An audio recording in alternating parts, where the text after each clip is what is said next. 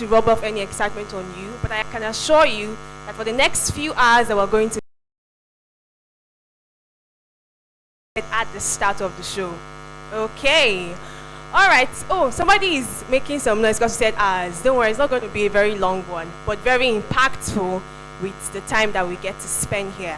So like I introduced earlier, my name is Oluchi Precious Omenka, and I'll be wearing two coats today. I'll be serving as your compare MC host, as they call it, and also one of the panelists for the panel discussion today. And we're starting right off. So right now, I'd like us to stand on our feet as we take the national anthem together. Let's rise.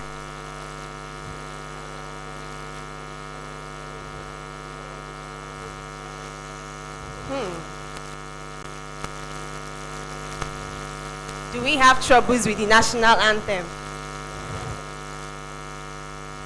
Are we ready to start?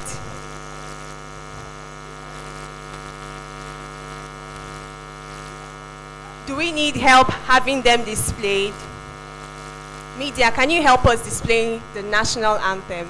The newest updates that took us off guard a few months back.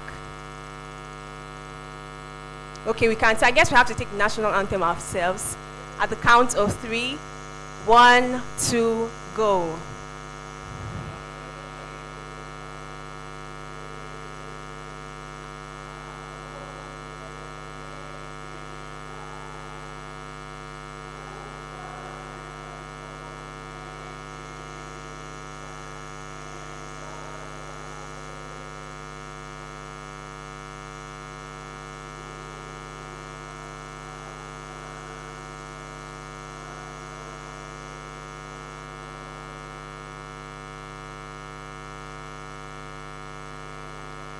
Thank you very much. Please, let's have our seat. Now, I wouldn't make it look like something weird has happened. There's someone I follow and I respect a lot. And when this national anthem was changed and she was supposed to host a corporate event, it was a shake as well in the audience because everybody is used to the Arise of Compatriot. But as much as we have argued the change or whether it's necessary or not, it has come to stay. And so I implore everyone, referring to myself as well, that it's time to learn it. Okay, so I'm leaving this podium because it looks quite taller than me. Before we go into the main stuff for today, I'd like everybody to, breathe in and breathe out because everybody is looking so stiff. If you're wondering, what kind of topic do we have today? It's about to be one of those dry panel sessions, talk about the government. Oh my God, I can't wait to be out of here. So let's do a little bit of getting to know each other. I want you to look towards someone by your side, someone you do not know. I know we're very familiar with everyone here, but someone you do not know and get to learn something new about them. Introduce yourself, tell them how your first few hours of today went, something beautiful about yourself that happened today. I'll be doing a poll later. I'll come to you and ask what you learned about your neighbor. So get in on the exercise. You're not talking to your neighbor. But you want to know me. Oh, my name is Oluchi.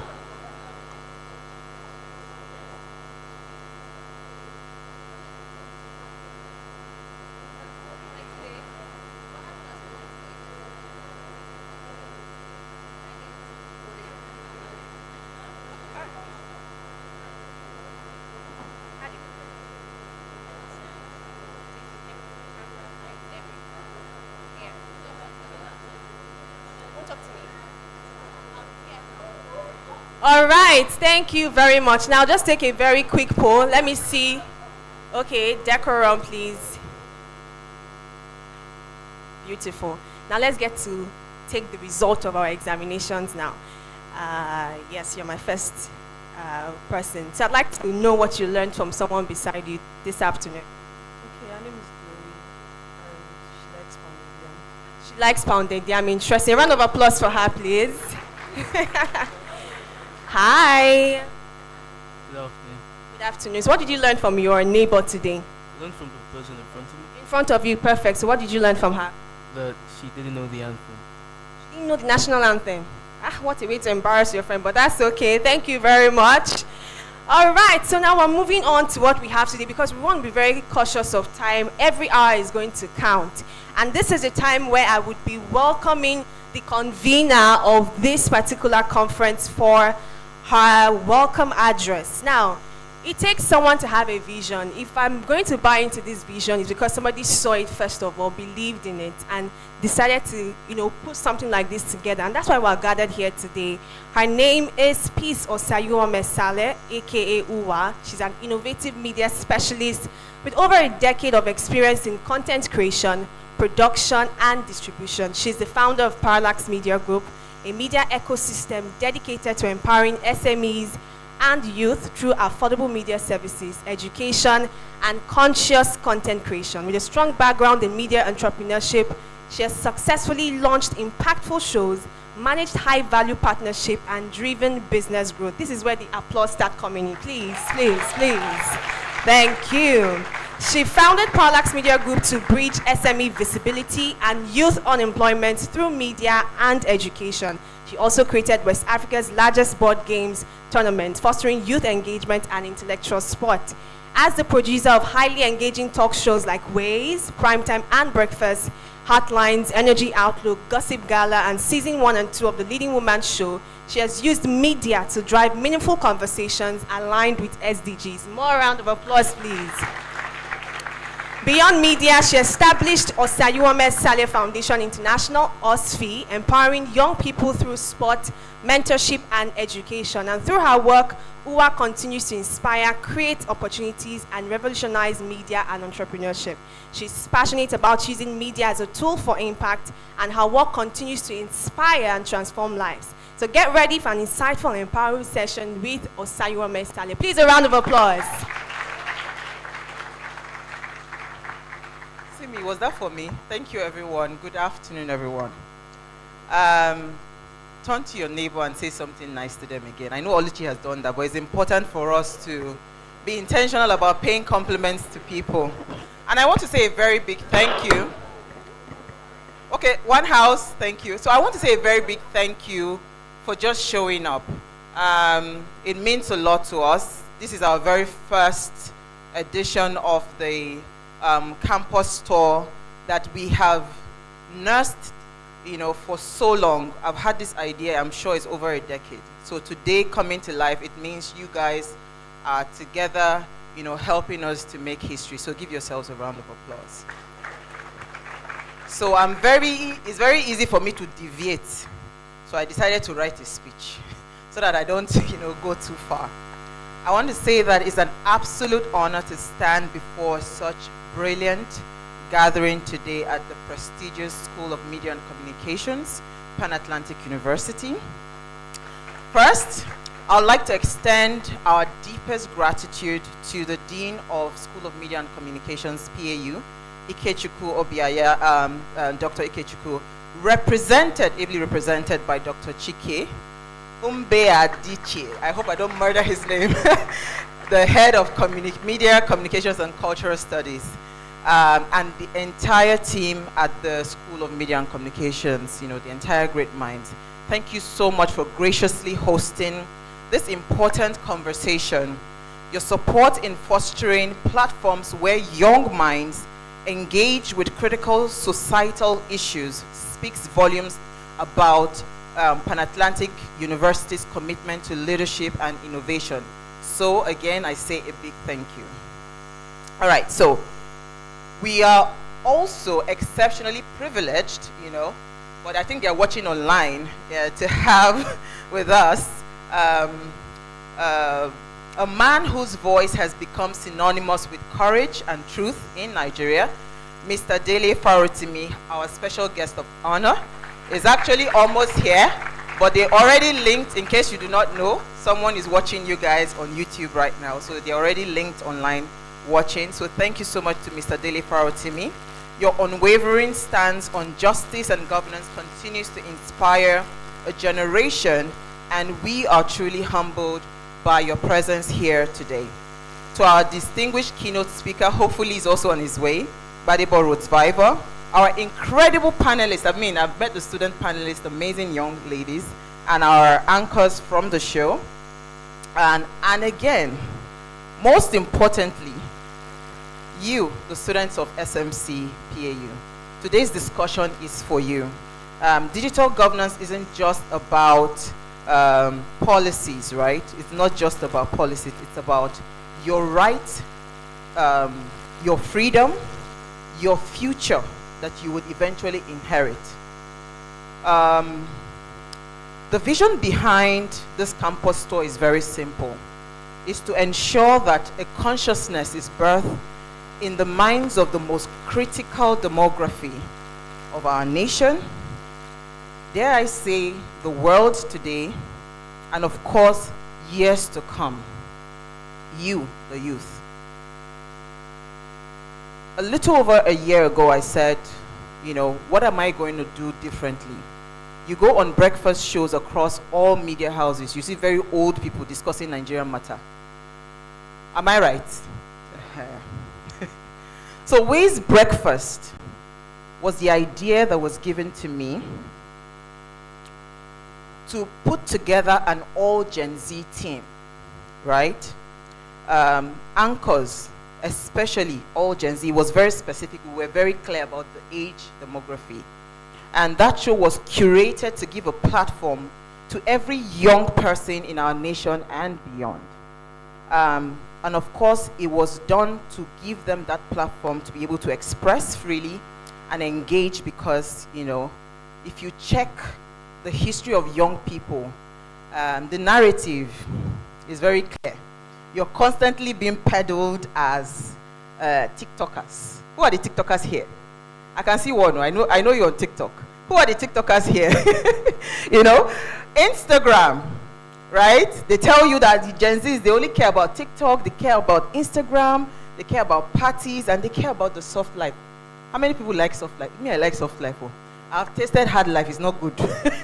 So soft life is what gives you joy. Just, I don't want to stress. If you employ a Gen Z today in your organization, you will use prayer and fasting. Because they will tell you that, no, my mental health. So Gen Z's like soft life, right? And that has always been the narrative that's been peddled across. So whilst I believe that you only live once, how many of us believe that? YOLO. Are we not dealing with Gen Z's here? You only live once, right?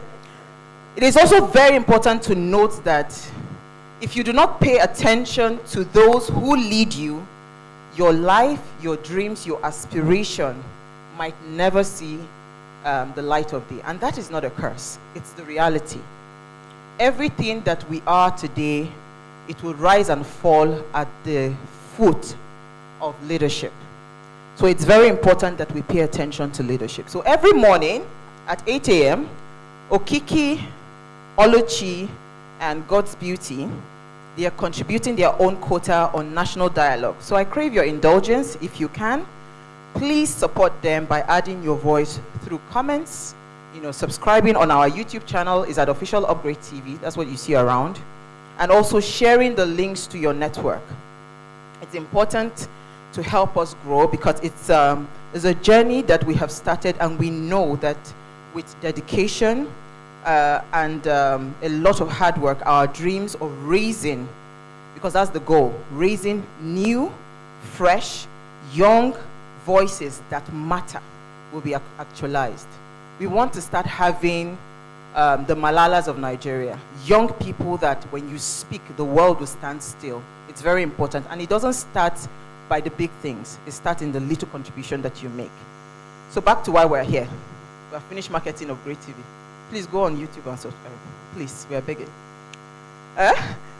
Our dream to transform minds and make the voice of young people count in national debates made us start this campus tour.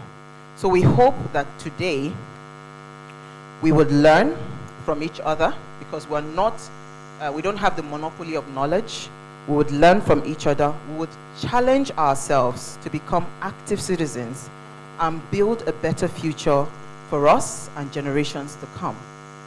So let's ask the hard questions. It's very important we ask the hard questions. Challenge status quo and leave here with not just dream, but an action plan with the intent to act. It's one thing for you to have a plan, but if you do not have the intention to carry out that plan, it will never materialize, right? Everything remains at a state of, a static state until a force is applied. So that's when you begin to see action. My friends are here. Can you please stand up, Franca and and Jacinta, the pretty Jacinta, they are here. Amazing, wonderful counselors.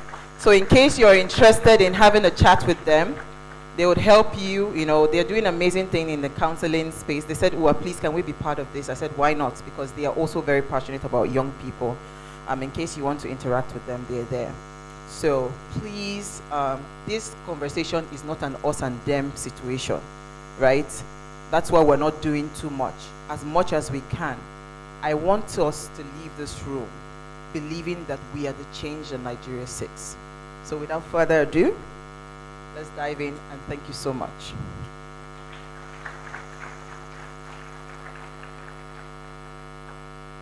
Please, let's do better with the applause. Let's keep it coming. Thank you very much. Like I promised, this event is calculated. We're not here to, do jamboree like they call it. So we're moving next to the item on the list, and that's the opening remarks by the Dean of SMC PAU, Dr. Ikechukwu Obiaya. Please, a round of applause as he comes up stage for his opening remarks. Now, how do you clap for one of yours? You do it better, right? Keep it coming till he comes on stage. Thank you. Thank you very much. I am not Dr. Ikechukwu Obiaya, so I'm here standing in on his behalf. And I think the key thing here is to say this. It's a brilliant and a beautiful gathering here. What Parallax Media Group is doing, I think, is interesting and important. I have just spoken to Mbua, and I said, we've never seen such a thing before. You know, we only get this gathering closer election. That's when you see people hopping and forum shopping and then looking for a crowd and then telling people to vote this party or that party. But I think this is the time to speak to young minds. Our time, some people say it's gone. Nigeria is broken beyond repair, perhaps during ours and even during the time before us. But with you, perhaps there is hope. And that's what the Parallax guys are doing now, going from schools to school, uni to uni. And it's a brilliant honor that they are starting very first with Pan-Atlantic Uni and commencing with the School of Media and Comms here. And we are so grateful for that. And we want more of these kind of engagement and these kind of conversations. Critical point about it is that you have to start to have a second thought about Nigeria, the kind of society you want, the kind of life you want for yourself. We all cannot leave this country and leave it up to people to damage it or to destroy it. It is up to you to decide what kind of society you want to live in, what kind of country you want to live in, and find a way to also contribute and add your voice. I know you all very well, and I know how disconnected you can be with political structures and social issues. But I think it's important you begin to think about it. Your lives might be better, no problem about monies and no SACPA issue or urgent 2Ks. But I think in the larger picture, it's not about you now, it's about people who can't afford what you can afford. And it is important that you use your knowledge and what you've been taught here in this school and in this uni to contribute maximally towards building a better society for ourselves. So I would drop it here and then ask us to have a fantastic time together, listen too well to the panelists and every speaker who would come up here to contribute, and find a way to also add your voice to making the conversation here better, worthwhile, and healthy, and also contributing maximally towards making Nigeria a better place and a better society. So thank you to Parallax Media Group. We hope to have more of these going forward, not just in this school, but in other schools cut across Nigeria. Thank you so much. Thank you very much, sir. All right, we're moving to what we actually came for. It's time for the panel session. And before we proceed, I'd like us to especially appreciate a very distinguished guest who just walked in, Mr. Dele Farotimi. Please let's give him a round of applause. Thank you very much. Now, this is where I'll be dropping the mic soon, because a very distinguished guest, I would also say, would be leading this panel session. As displayed, the theme is Digital Governance, Tools for Change or Surveillance Threats. So ladies and gentlemen, please allow me make welcome on stage Okikiola Taiwo Jalukon as the moderator of today's panel. I refer to her as Your Excellency, and you know soon enough. Okikiola Taiwo Jalupon is a Nigerian politician, gender advocate, media personality, and entrepreneur dedicated to advancing women's rights and public participation. In 2019, she ran as the youngest female candidate for the Lagos State House of Assembly, representing Oshodi Solo constituency 2, and she's the founder of the Okiki Foundation, an NGO focused on education,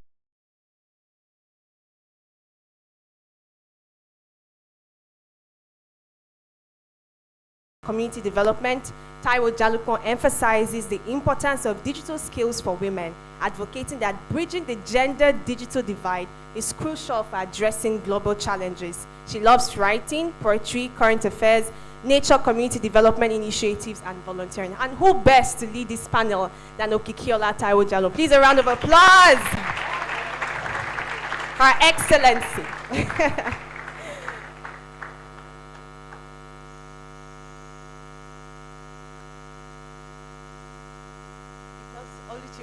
Good afternoon, everyone. Because Oluchi rightly mentioned how much I love poetry, I have come to make it. I'm sure everybody's wondering, why is she dressed this way, right? But we have one celebrity or the other, one influencer telling us what to wear, how to wear, what to eat, telling us the signs to signify for red flags, and telling us how to get over our ex, right?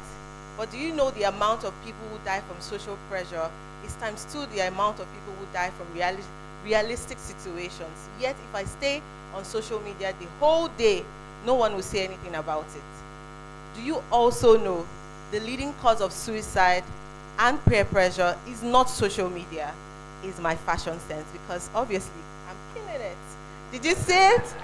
Did you see it? So this is to tell you that in Nigeria, we need to start with change. We need to start with us. And I hope as we continue in the discussion, we can tell the differences from right and wrong.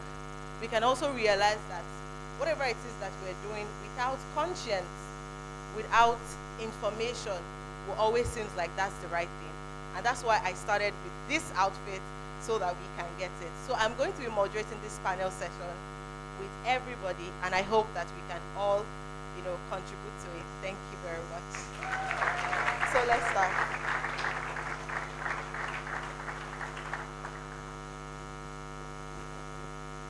Okay, introducing, sorry, please, can I get my phone?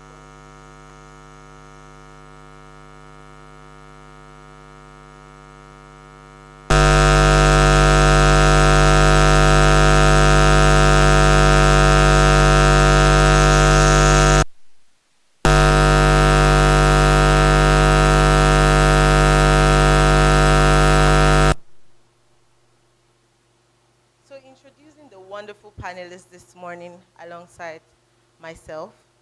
I'm going to invite God's Beauty Israel to this stage. God's Beauty is an amazing media personality, and she's here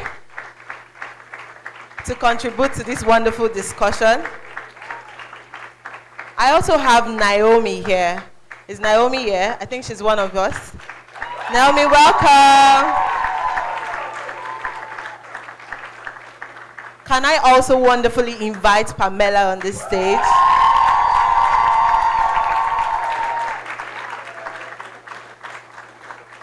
And of course, you have seen her as the MC and the host, but she's a youth and she has to contribute to this conversation, and that's calling Oluchi on the stage also.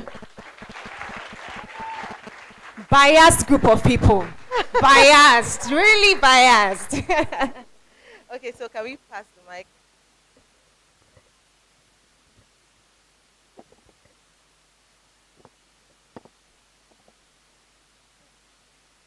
So this conversation has just had to be, talked about, and it's something that everybody's aware of: digital tools, digital governance, all the English and that. But I want us to first start with what digital governance means to you before we now go into the conversation proper. So I would like to start with Naomi.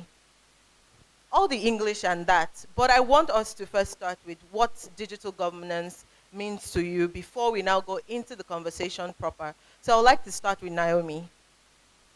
Nice, good is the way the government uses digital tools to offer public services and to govern, basically.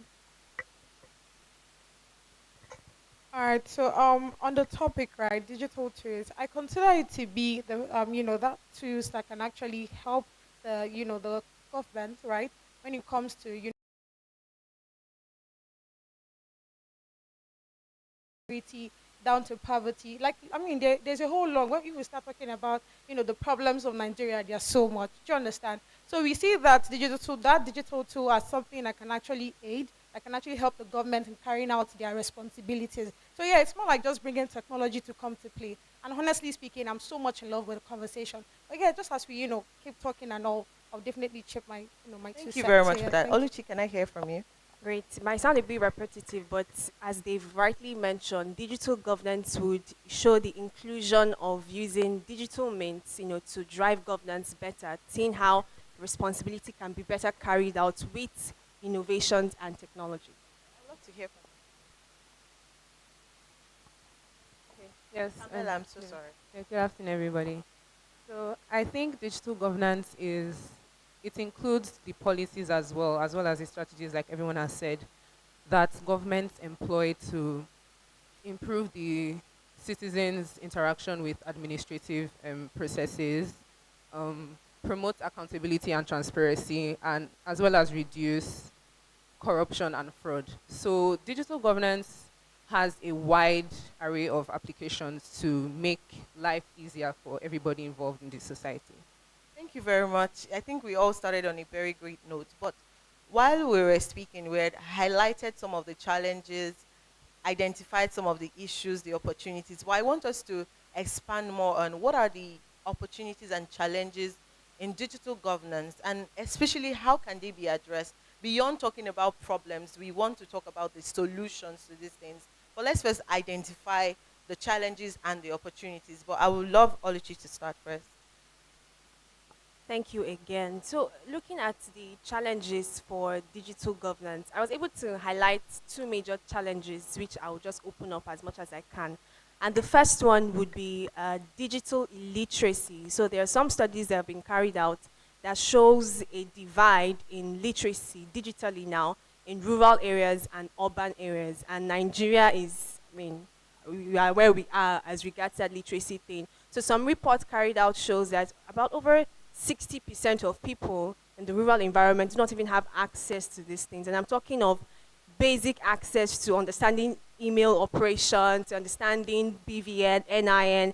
I mean, we're staying in the urban area, so we can easily agree or assume that I know how to operate these things. But there are a number of people, based on statistics and research now, that shows that there's a divide in it. So if there's a knowledge gap, that's already a major challenge in infiltrating digital tools in governance. And then the next one will be, would I say paranoia in this sense? There are a lot of scrutiny that comes with digital tools. Let me paint this example. I mean, we have parents when they want to fill forms or have to write their BVN and NIN. There's first the speculation of, why should I put this digit here? Do I know what they want to use it for? So that is from ignorance as well, but there's also the scrutiny, there's also the paranoia, the fear, lack of trust. So those are the major challenges that I will point for digital tools in governance. But then I would not totally just eradicate the fact that Nigeria is at a fine stand or position to be able to implement this properly. I mean, we're seeing the advancement of e-money, but we can do better. We can have more of this in our health facilities, with tax payment, even down to governance operations, and I'm talking of the National Assembly and different areas as well. So yes, there's a divide in literacy, there's a divide in understanding, there's scrutiny, and I think those are the major challenges that we face. Thank you. Please, can we get a round of applause? Thank you. Okay, I would like to hear from Naomi, then Pamela can speak. Okay, so I think a major challenge, like she said, is the digital divide.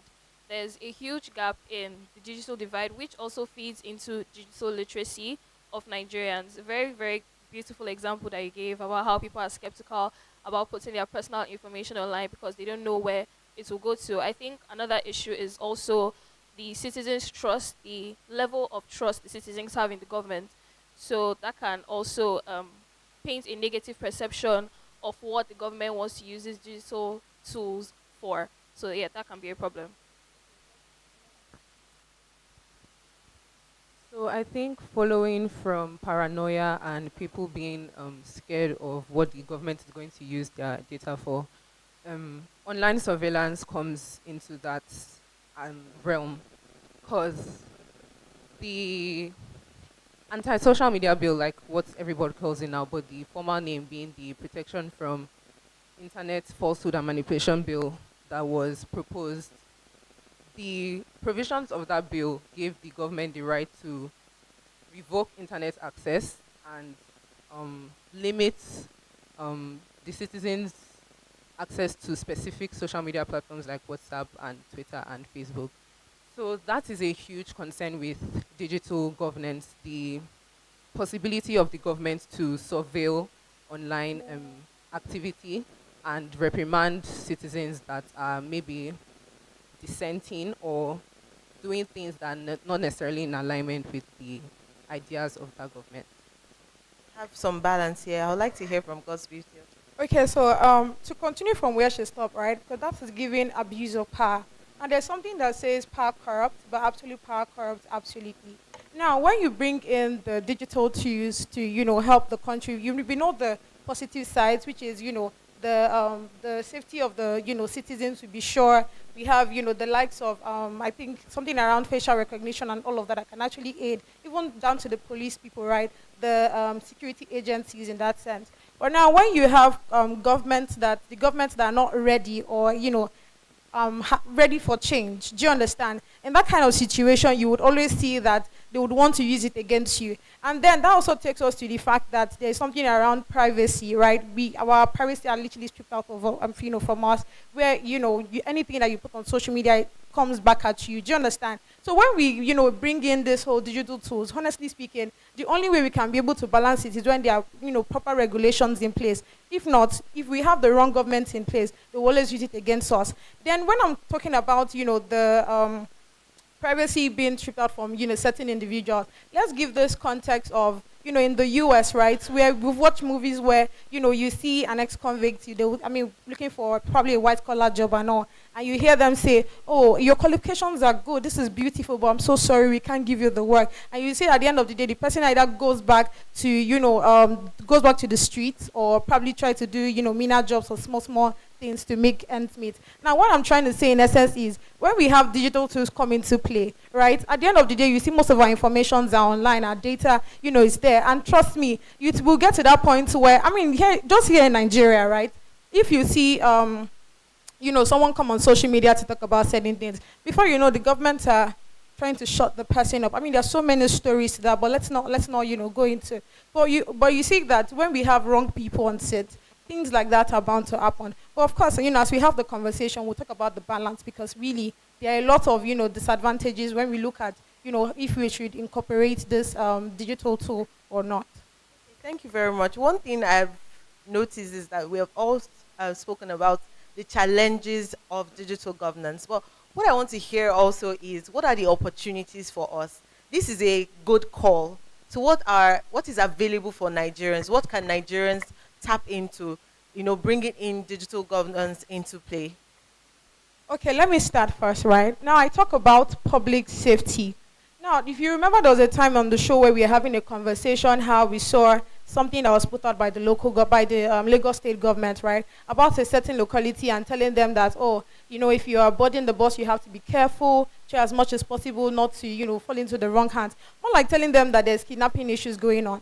Now, why I had an issue, if you remember, when I had an issue with that kind of story, is because it's not enough for you to come and tell people that, you have to be watchful of your environment, you have to be this, you have to be that. What are the necessary measures that you've put in place to ensure that these people don't even get harmed in the first place? Do you understand? We keep talking about insecurities, but these are governments, most of the times they don't even listen to us. I don't know if you get what I'm saying. So honestly speaking, when we put in this governance, these digital tools in place, you see that some of these things are taken care of. First of all, we'll have, very very adequate resources, adequate tools, digital tools that will be given to these security officers, that will be given to these, security agencies, right, to aid all the things that they are doing. Because most of the times, back then I used to have very serious issues with police officers. Whenever I see them, I feel like these people are not doing their job. I know the annoying part. I see them when they are enjoying, actually. I don't see them when they are working. I'm so sorry, guys, but anytime I see them, it's that they're in one place drinking one chilled beer, chilling. Do you understand? And most of the time, if you hear people, they're always complaining about one person is missing, the other person is missing.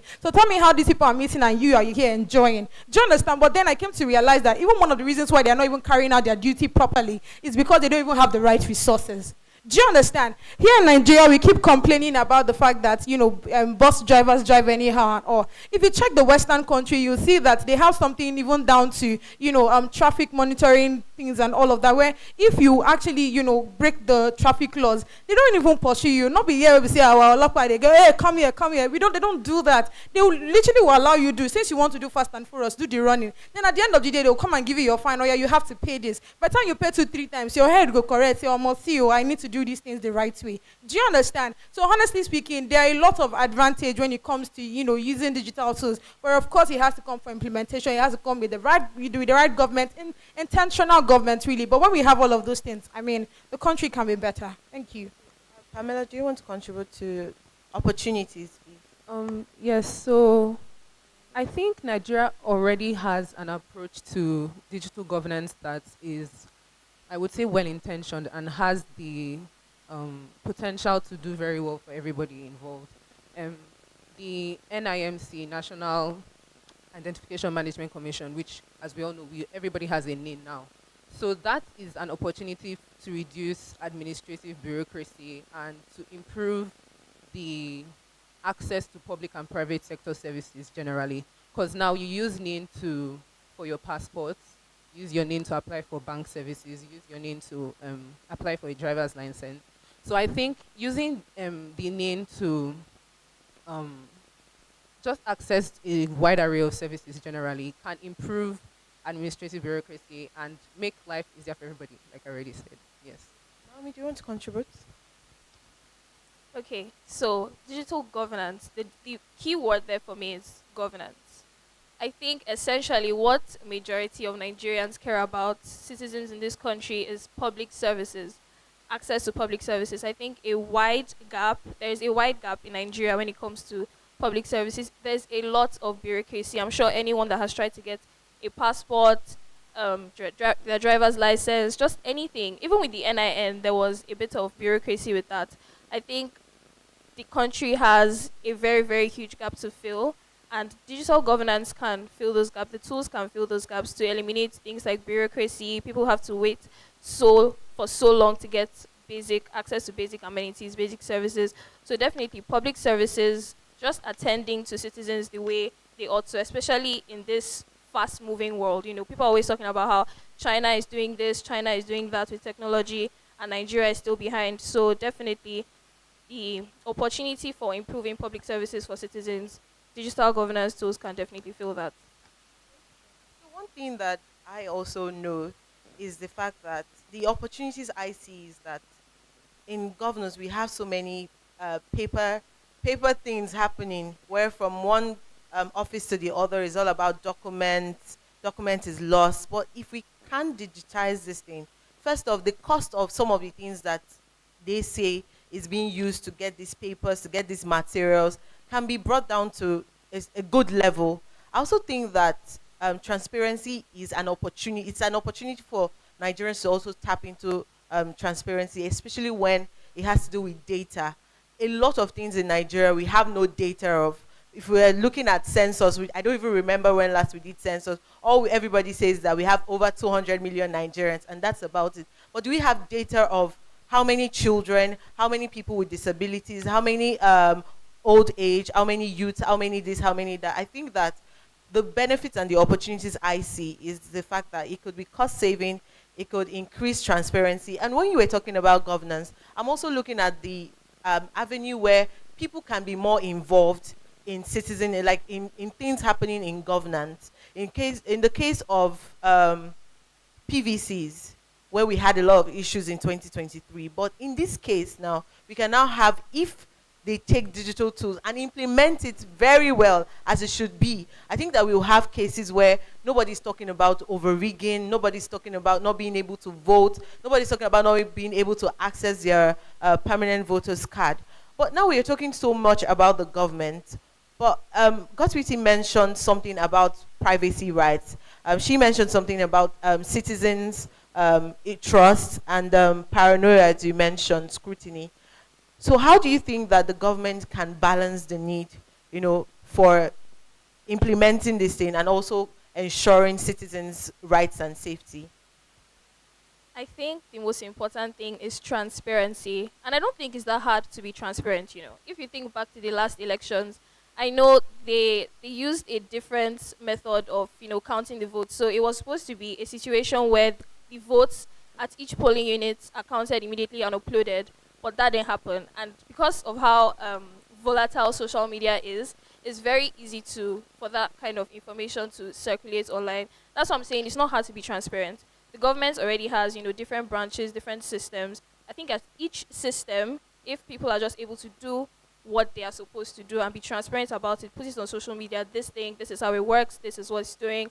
So for example, with another example, this international passport thing, so apparently they now have an e-system where you can just put your details online and your passport gets delivered to you. And how did I know about it? Because someone tweeted about it, sent a picture that, oh, this is what they did, he did this, and immediately his passport got to him. And even with that, in the comments, people were like, oh no, that's not possible, no, you didn't do that.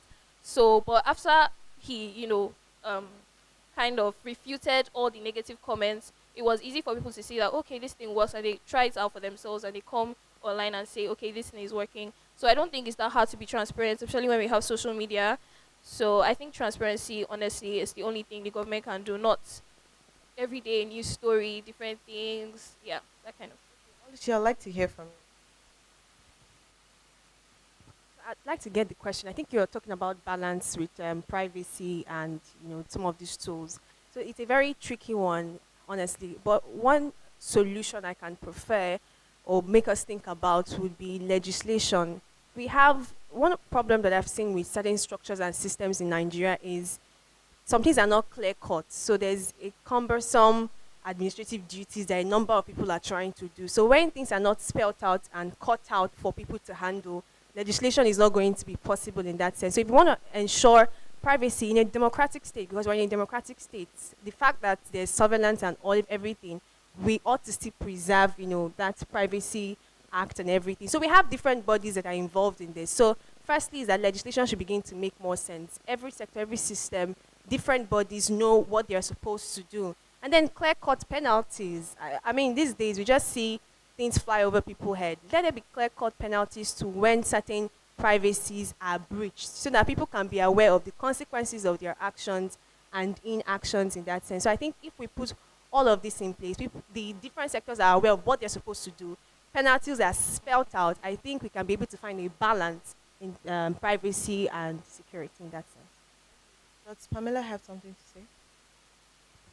I also agree with Oluchi. I think legislation is very important for transparency because technology often outpaces just legislation, legal frameworks, and government oversight. So with adequate legislation, having, like she said, clear-cut penalties, what's the word now? Just very clear, easy to understand offenses and penalties. I think that's just going to be better for everybody. And I think Nigeria has already started doing that because we had the Cybercrime Prohibition Prevention Act of 2015, I think. Yes, 2015. We had, I think there was the Nigerian Data Protection Regulation Act as well of 20, I don't know, I can't remember the year, but I think Nigeria already has legislation that is moving towards that aspect of transparency and having just better accountability for things that are expected and how everybody should go about them. Very much. So let's talk about the marginalized communities. I run a foundation and I know that most of the time when I go into these communities, these people have no access to computers. Sometimes they're not even aware that there are certain simple tools that can be used to gain knowledge, to participate in community engagements or whatnot. So I'm looking at it that how do we drive the change to that place? How do we inform them about digital governance? I personally do things like telling them about computers, some of the uses of the keyboard, the simplest of all things. Sometimes I even go as far as talking to them about a bit of politics, how politics can move from just participating to now ensuring that you get into office, to now knowing that you have to participate in party politics and all of that stuff.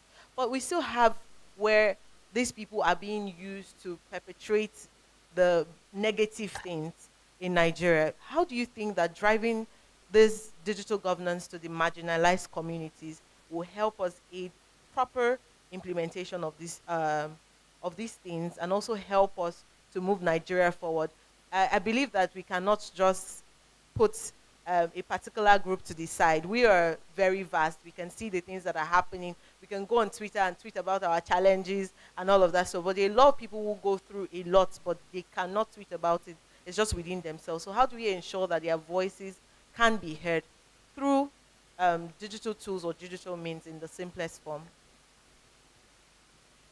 Okay, so let me just add a few things, right? So I think the first one would be, first of, giving them this equal access to be able to know these tools. And another thing is, teaching them how to even use these tools, because like I would tell anybody, X is doing too much. And if you look at what's going on in X, it has really caused a lot of tension around tribalism and religion. And we don't want to start using, digital tools to aid something like that, right? Where people now start feeling like, oh, the reason why we're even using these tools is to be against them and all. So I feel like, bringing them to terms of, there are tools like this is how to use it.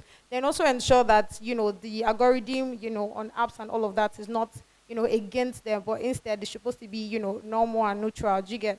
Then when it comes to, there's something you made mention of, which is, how we can ensure that these marginalized communities don't be against, every other person. The truth is, as far as the money is involved, or as far as we have poverty as something that a lot of people are into, trust me, it's going to be very hard. Because again, we all saw the election, even down to the protest and all, where somebody is saying that their placard is saying something different. What is coming out of their mouth is different. And I remember there's something T.J. Murray said, which is, democracy is something that would really not see the impact, as far as, poverty is also like a tool that they use to, get certain things from the poor and all. So honestly speaking, that's going to be like that's going to be like a very, very long talk. But yeah, coming back to, ensuring that these people are, are not feeling a certain kind of way when it comes to using digital tools. Like I said, first off is ensuring that they even know that there's tools like this that exist.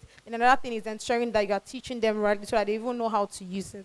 So yeah, that's my Thank you very much. I would really love, I'm sure you want to make a comment, but I would really love Mr. Dele Farotimi to, or should finish. Okay, now please make your contribution. Okay, so I'll just make it very simple. There's this quote, so when you were bringing up the issue of marginalized communities, a very popular quote came to my head. For those of you that know Tunde Onokoya, the founder of Chess in Slums, you can do great things from a small place. I think education is very underrated when it comes to teaching people from these marginalized communities. I think it's even become sort of a buzzword. Everybody loves to marginalized communities. But seeing what Tunde has done with those children, right from Magodo now, they're in places like America, Dubai, New York, playing chess. Just a simple game like chess has taken them around the world. I think definitely education is the most prolific thing I can suggest when it comes to preaching the gospel of digital governance and digital tools. Yeah. Thank you very much. So can we have Mr. Dele Farotimi come and give us a bit? Okay. Okay, so sorry, we're trying to break protocol here because Mr. Dele Farotimi has somewhere else to be, but it was important that he said one or two things, to, what's it called, help us understand, how governance works in Nigeria. So how many of us know Mr. Dele Farotimi here? I'm sure everybody knows him. He's the man that Nigerian government, they're always trying to chase after. But hey, he's here, and thank you so much. It's such an honor for us to have you here. You can please come here. There's no need for all that protocol. Okay, so Good afternoon, everybody. Please, a round of applause. Good afternoon. This is my first time in a university environment since I left university. No, don't worry, don't worry. This doesn't look anything like the school I went to. I went to LASU, in case you don't know, in Okokomaiko. It used to be the government college, Ojo. And then mine was the second set. It looked nothing like this. Yours looked pristine. Almost looks like what I believe Harvard looks like. It's a great school. Well, my good friend asked me to come and have a word with you. And then they showed me what you're talking about. And then I listened to the brilliant presentations by the ladies here. And then something struck me. Before you can speak to the goodness or evil of anything, the first thing you have to do is deal with the purpose for that thing. The design intention would always determine the choices that will be made, both by the person designing and the person that would implement. If the Nigerian is a citizen, and the Nigerian were to be blessed with governments, persons who seek to aggregate what constitutes the best for the most at every point in time. If we were not yoked to a bunch of people who are essentially self-seeking, not self-sacrificing, self-seeking, constantly looking for what is in need for themselves and not what is in need for those who are meant to be citizens but are anything but. How many of you are in social sciences here? Let's do just an experiment, please. All right, so I'm sure you've come across either John Locke's theory or Montesquieu's theory. I don't know what they teach these days, but of course, they must have taught you the theory for the evolution of the state. So at some point, they would have told you that the state exists for the protection of the citizens who gave up their rights so that they no longer live in the nasty, brutish state of nature, and then the states emerged. And that is why you have countries and then you have citizens who are ruled by law. Unfortunately, whilst we have the form in our own country, we don't have the content. My purpose is not to discourage you. My purpose is to help you understand the issues so that when you understand the issues, you know what the facts are, you are better able to define what the situation is and then properly diagnose your circumstances. Because it is only then that you can begin to deal with solutions. Now, digital governance. We don't even have physical governance. So when you begin to talk about digital governance, you are already stepping into the realm of the illusions. And there are multiple illusions governing your country. They will tell you, for instance, that you are citizens. All of them use that word here. But you cannot be a citizen in a place that is not governed by law. I have heard them talk about power corrupts. I think you quoted that, Lord Acton. That scallywag, pardon my French, made me cram that sentence when I was in, I think it was government, A-level government. Say power corrupts, absolute power corrupts, absolutely. Very lyrical, but it's nonsense. You could actually stop the entire sentence after the first two words. Power corrupts. The moment you get to the point where power is not anchored to law, where it does not bow to law, it already has served its purpose, which is to corrupt. In order to avoid the corruption of the law, it must of the law, or power rather, it must always be yoked to law. When the law gives a power, it defines the extent of the power, it defines the limits of the power, and it ensures that the person given the power never rises above the power that is given. Unfortunately, in our country, your president does not only break laws, it desecrates your constitution constantly. And unfortunately, those who are charged with the duty of making the law would be busy singing, "On your mandate we shall stand." And then the ones who are meant to interpret the law, they are busy acting more like a cult than as courts. So when you talk about digital governance, You already have a situation where you do not have anything called governance in your country. So when you are talking about digital governance, you need to first of all understand, and I understand all of you are citizens of the world, even if you are not citizens of your own country. So because you are citizens of the world, you are already familiar with the fact that, oh, she speaks eloquently about digital surveillance and all of that. You remember when I spoke about purpose, design intention? The Nigerian state is very happy to keep tabs on you. They are very happy to switch off Twitter whenever you are not busy clapping and applauding the malfeasance that masquerades as governance. So it's okay, you can clap when they ask you to clap, but be sure that whenever you open your gob to as much as complain about bad governance, they are happy to compile a list. So let it be clear. Everything can be either good or bad. It's almost always about the intention of the designer, and it is the intention that would almost always influence the design. If I was going to play football, there is no way I'm going to wear something that looks close to parachute like what I'm wearing right now. And I certainly wouldn't be wearing anything but football boots. Where I was coming to determined what I ended up wearing. What the Nigerian government, and I hate using the word government, but I have to use that to pretend that we are in a country together. But okay, let me say what the Nigerian court does constantly is that, let's do this. Does any one of you remember somebody describing social media as terrorists recently? Are you terrorists? Okay.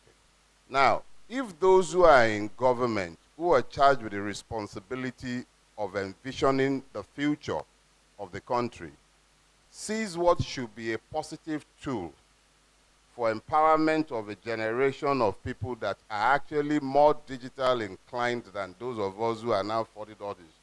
But instead of encouragement, what you get is stigmatizations, you get demonization. I tried my best to put a couple of things down whilst people who have more brain than me were busy talking. So one of the things I did was this.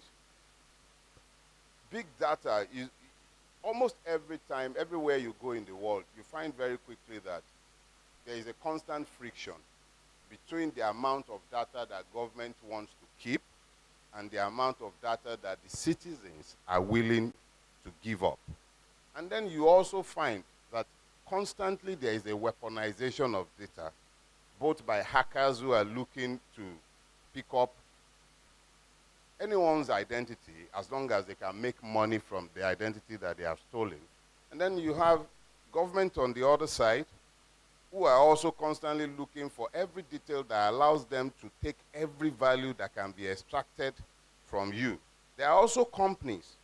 Their own is to look at the array of data that are available so that they take this data to predict and model your behavior in terms of your purchases, even in terms of your social reflexes, so that they might better plan even product design sometimes. All of these can be tools for good, but they can also be tools for evil. It is almost always a function of design intention. In Nigeria, our problems are many, but the one that you always have to keep your eyes open for, understanding clearly that for as long as our situation remains as it is, you really can't trust your government. That, just get that into your head, let it sink in, understand it clearly. I'm not saying you should become socially irresponsible persons. We will never build a better society if we don't find a way to find consensuses amongst ourselves. But be clear, what currently doubles as government in Nigeria almost at every level does not have your interest at heart. You are not treated as citizens. Everything you can do to ensure that your data is protected and respected, continue to do. And I'll leave you on one note. Tyranny never grants any rights. And the ones that you do have, it seeks to appropriate from you. But it also requires your acquiescence. You need to be willing to be trampled upon for tyrants to succeed.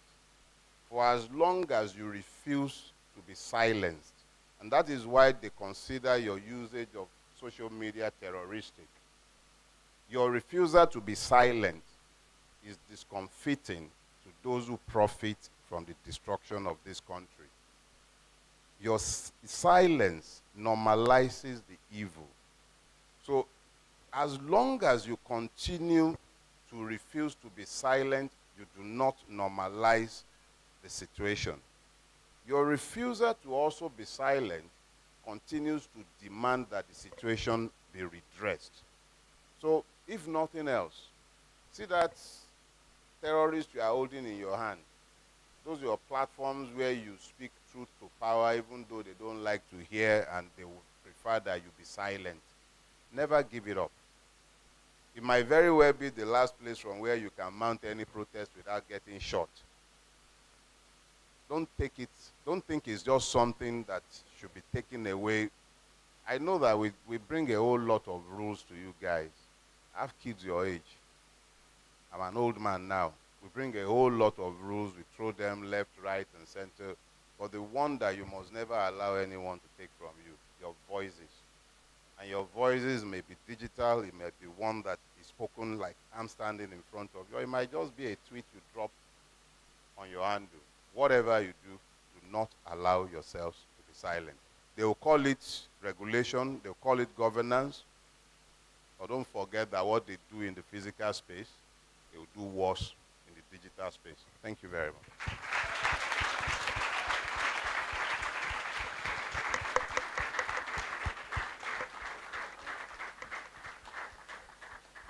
Thank you very much. That was a very thought-provoking speech by Mr. Delefaro to me, but thank you very much for being here. Let's continue with our discussion. He has mentioned a few things, and that is the importance of our voices. And for some reasons, digital governance is also part of the things that we're asking. Is it a tool for change? That tab, that phone, whatever it is that we use, or is it a surveillance threat? Right? So this is where I ask you, after his speech, what do you think about it?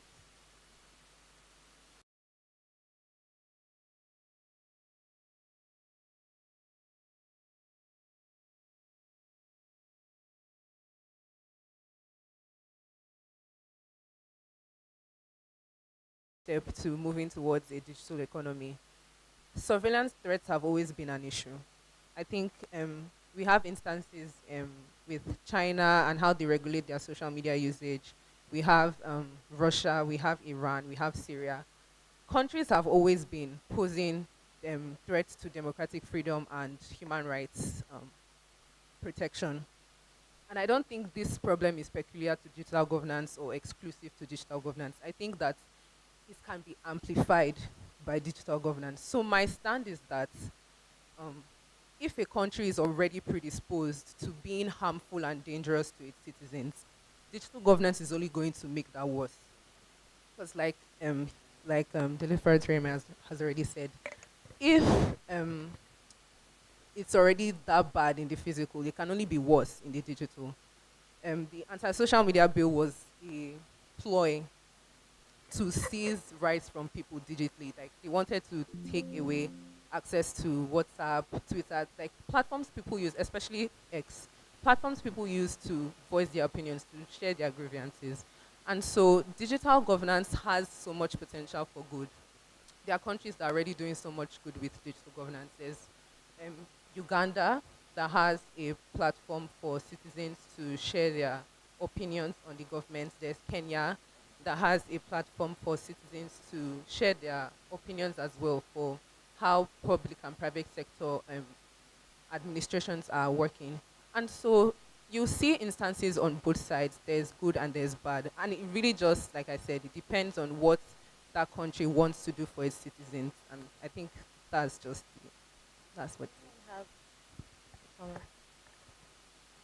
Yeah, Dele Faratimi's words already shook us, and I'm sure we're having goosebumps. Like, oh my God, these are very bold acclaims, and that's one thing he's known for. He has highlighted a number of things, and he started by saying that a country that doesn't even value physical governance, how how best can we leverage on digital governance to achieve certain things that we want. Whilst you've mentioned that probably you're tilting towards the other area, I'm trying to see digital governance as that tool that can at least bring about the change that we actually desire. Because if for physical governance, we've had many things go wrong in that sense. I'm talking of elections. How about we consider other means where we can have transparency and accountability? If I compare it with other nations, I mean Estonia, Singapore, e-voting, in 2023, we tried something that looked like voting could become digitally better, but we saw how worse it became.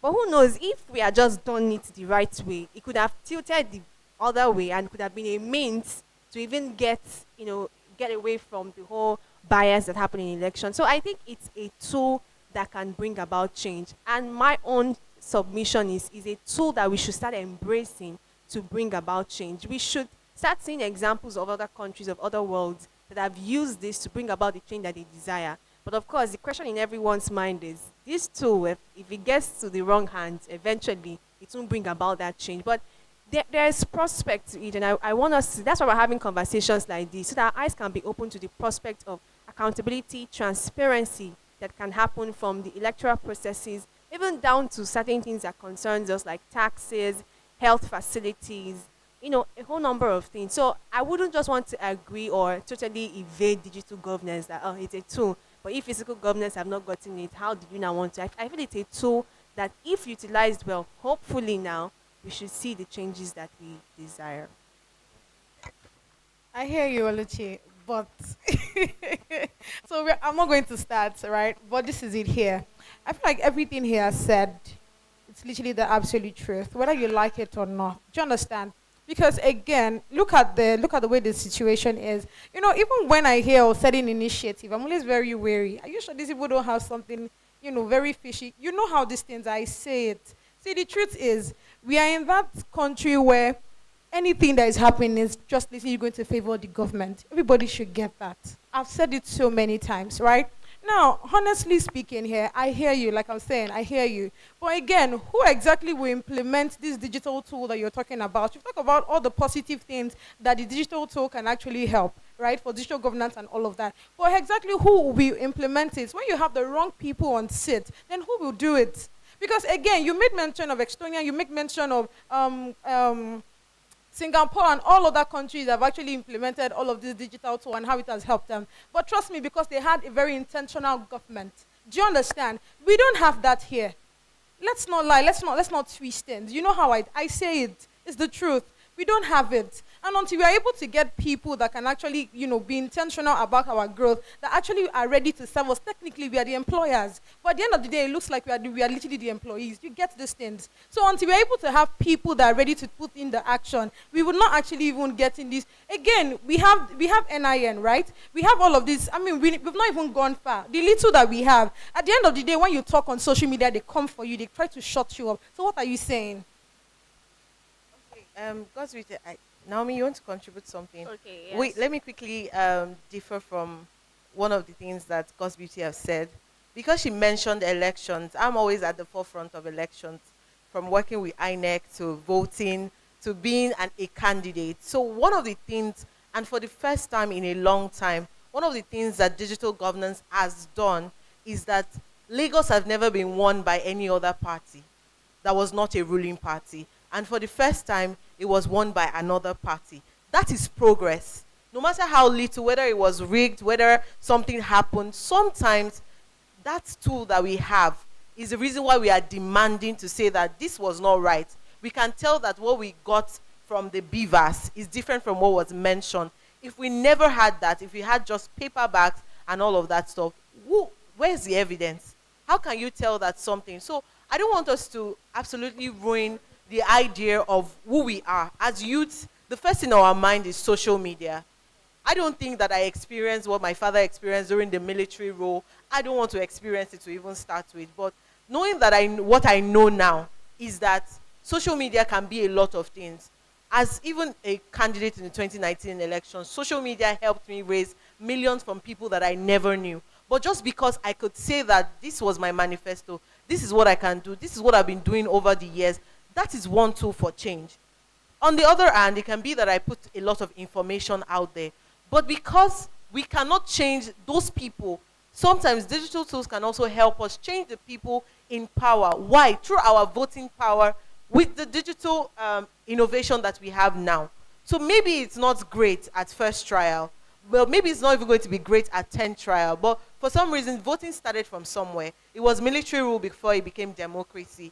So maybe it is not an absolute thing to completely ruin the idea that we are of the digital age, and then look at how we can implement this digital governance, these digital tools for our own sake. For the at some point, maybe in 30, 20 years, everybody will be like, when I was your age, this is what I did for my country. This is what I did for this. Maybe that's what we should be driving at. That, okay, at that stage, what can I say? A lot of our older parents say during the military, I fought. I was at the forefront of protest. Maybe our fight is digital. Maybe our fight is the fact that from the next election, from elections to come, we can ensure that the people that we are aware that their information are out there for us to look at, for us to scrutinize, can tell that we are sure that this person is not just saying it, but we can see the blueprint of that person in our lives on social media and in their community. And that's just where I want to leave it while we continue the conversation. So it does not look like as a moderator, I'm trying to argue with you. But I want Naomi to quickly wrap up with our own contribution. Okay, so you all have said it very beautifully. I think if hope is all we have in Nigeria, we should hold on to that. And definitely, especially with public administration, digital tools can definitely be for change. You know, I dream of a world where I wake up, I want to get something done. All I have to do is pick up my phone, fill a form, and whatever I want is delivered to me in my house. Definitely, with public administration, digital tools can definitely be positively used. And Nigeria definitely has the resources to implement a lot of these digital tools in place. Then again, it boils down to the government being intentional to implement these things and showing the citizens that, you know, they have their best interests at heart. And while that is not, you know, the reality now, you know, we're all just praying and hoping for a better Nigeria. And working. Yeah, and working. Can I add something? Okay, so the thing is, like, I'm not trying to, you know, drag anything. But what I would say is, from all the things you've said, in as much as we know that the government, I mean, they have a lot of things in their table, right? We should also ensure that we individuals are doing something. I mean, that's literally to, you know, buttress what you said earlier, right? So in as much as, you know, just like he already said too, anything at all, ensure that you're always talking, ensure you're always speaking out, whether you are using your devices, whether you are, you know, doing the protest, whatever. But again, like she already said, the governments themselves, they are really not doing enough. But of course, I mean, that also leaves it on us to also ensure that we are doing something. So yeah.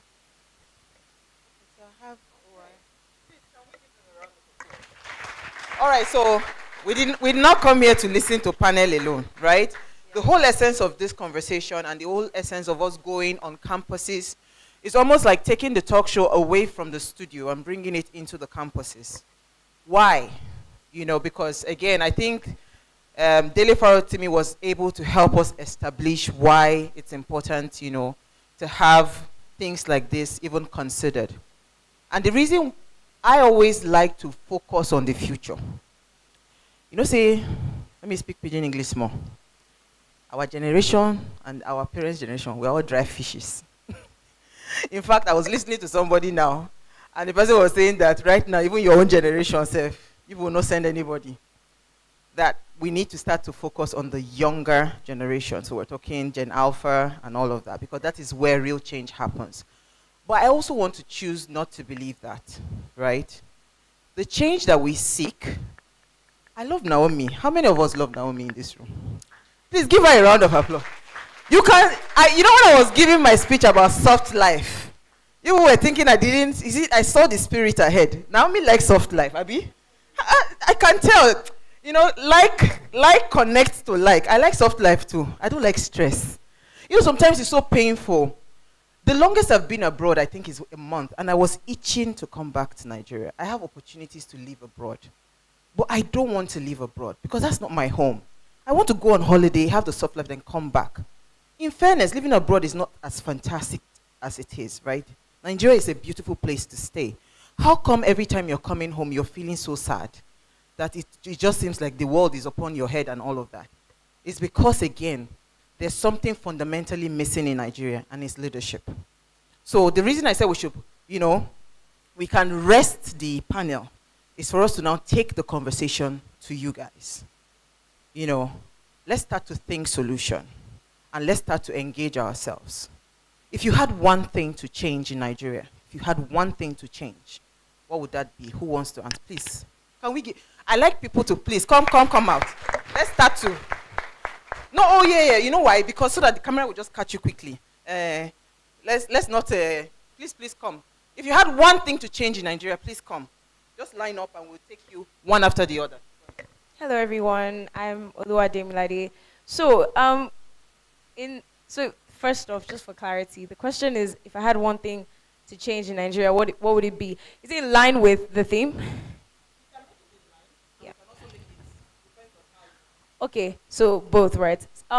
My take on this is that digital governance, first off, is a tool for change and a surveillance threat. It cannot be either without the other. So, yes, that's foundational. Then I also think that when it comes to making change, right? Change can start with, okay, someone thinking about it. But then just like you said, that it's not just hoping and praying for a better Nigeria, it's working towards a better Nigeria. That work can be divided into digital and then physical work. We cannot be screaming and shouting online, I'm trying to put government in, do checks and balances through my keyboard. Yes, do that. But then you cannot leave the streets. You cannot leave the communities. You cannot leave even your school and then just stay online. It just doesn't balance. Because we can't forget that the digital system is actually just a lifeless thing that human beings give life to. And so, if that's the case, right, I think that we should give more intentionality to making change in our very communities. And note, I did not say in our states, I did not say in our countries. I said in your very community, right, on your streets. And no, I'm not being fantastical. It's not going to be the most comfortable thing to do. But like one of my friends who's here, David, we talk about how it's very essential to start change from your community, like where you are. Because if I'm saying tools for change or surveillance threats, and somebody who is posting on TikTok does not know that, okay, maybe if she's posting her entire life on TikTok, somebody is there tracking her and waiting for her to be bait. She doesn't know. But then if I, with a couple of people who also like-minded, go and then do what, educate on, okay, this is what it is and this is what it is. And no, you're not just going to call it, this setting is working because we are in university. You can't do this setting in a local community because you're meant to make it look like, let's all just come and chill and play together and then toss education to them, right? So it's something that has to work hand in hand. We can't just be, what will I call it, keyboard patriots and then forget that in person we actually have to work. Please, we didn't catch your name. Oluwademilade. Can we give Oluwademilade a round of applause? Now, this is why we are here. Okay? So before I bring our next speaker, Okiki, what year did you run for elections and at what age? In 2019, and I was 23. She was 23. And she gave them a run for their money. To the extent they had to call her that, come and join our political party, because if we don't put you in our political party, there will be problem. Okiki, you have a school where? She is a school owner. She has a school, yeah? In Makoko. She built a school in Makoko.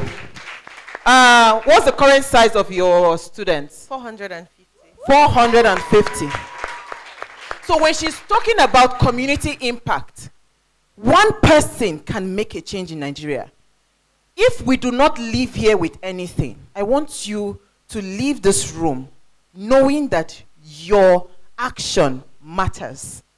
We are tired. They said insanity is doing something over and over again and expecting a different result. We have been used to blaming our government. What are we doing? What are you doing? Right? Our next speaker, please, let's encourage. See, If you're not ready to talk, at least clap for the people that have come out to talk. What's your name? Then you tell us, what is that one thing you want to change if you had the power to change? So hi everybody, my name is Evehi Comfort Adagbasa. So I would change the mentality. Everything begins from our mentality, how we think about things, how we view things. Now, when we travel abroad, or like if you travel abroad, you see how they are careful. Like you cannot litter anywhere, you cannot just go anywhere and throw anything, or like do anyhow, because you know that there will be consequences. But here in Nigeria, we have the mentality that, oh, I can get away with anything, or all that matters is money. But we need to change our mentality. Like, not just those in power, those in government positions, they were once children. They saw things happening. They saw how their parents were behaving. Oh, you go out now, one police officer will stop you. Anything for the boys. Like, where is the structure? Where is the authority? Where's the structure? Where is that belief system that my neighbor is very important, or oh, this role that I'm in is very important, I cannot just do anyhow? Like, where's the pride? Where's the I'm a Nigerian, I want to do better because I'm a Nigerian. I want to save, let's say save face now. But like, we need to do better. We need to change our mentality, our mindset. Thank you very much. Ebe, right? Ebehi. Give her a round of applause. Thank you so much. You see, whenever I do things like this and I start to hear feedback like this, it tells me that my vision and my dreams about getting Nigeria to be better are valid. Right? We all get the message. Who is next? Please come. Can we give her a round of applause? Good day, everybody. My name is Wahab Fawziyat here today, but just call me Fawz for short, because you remember it.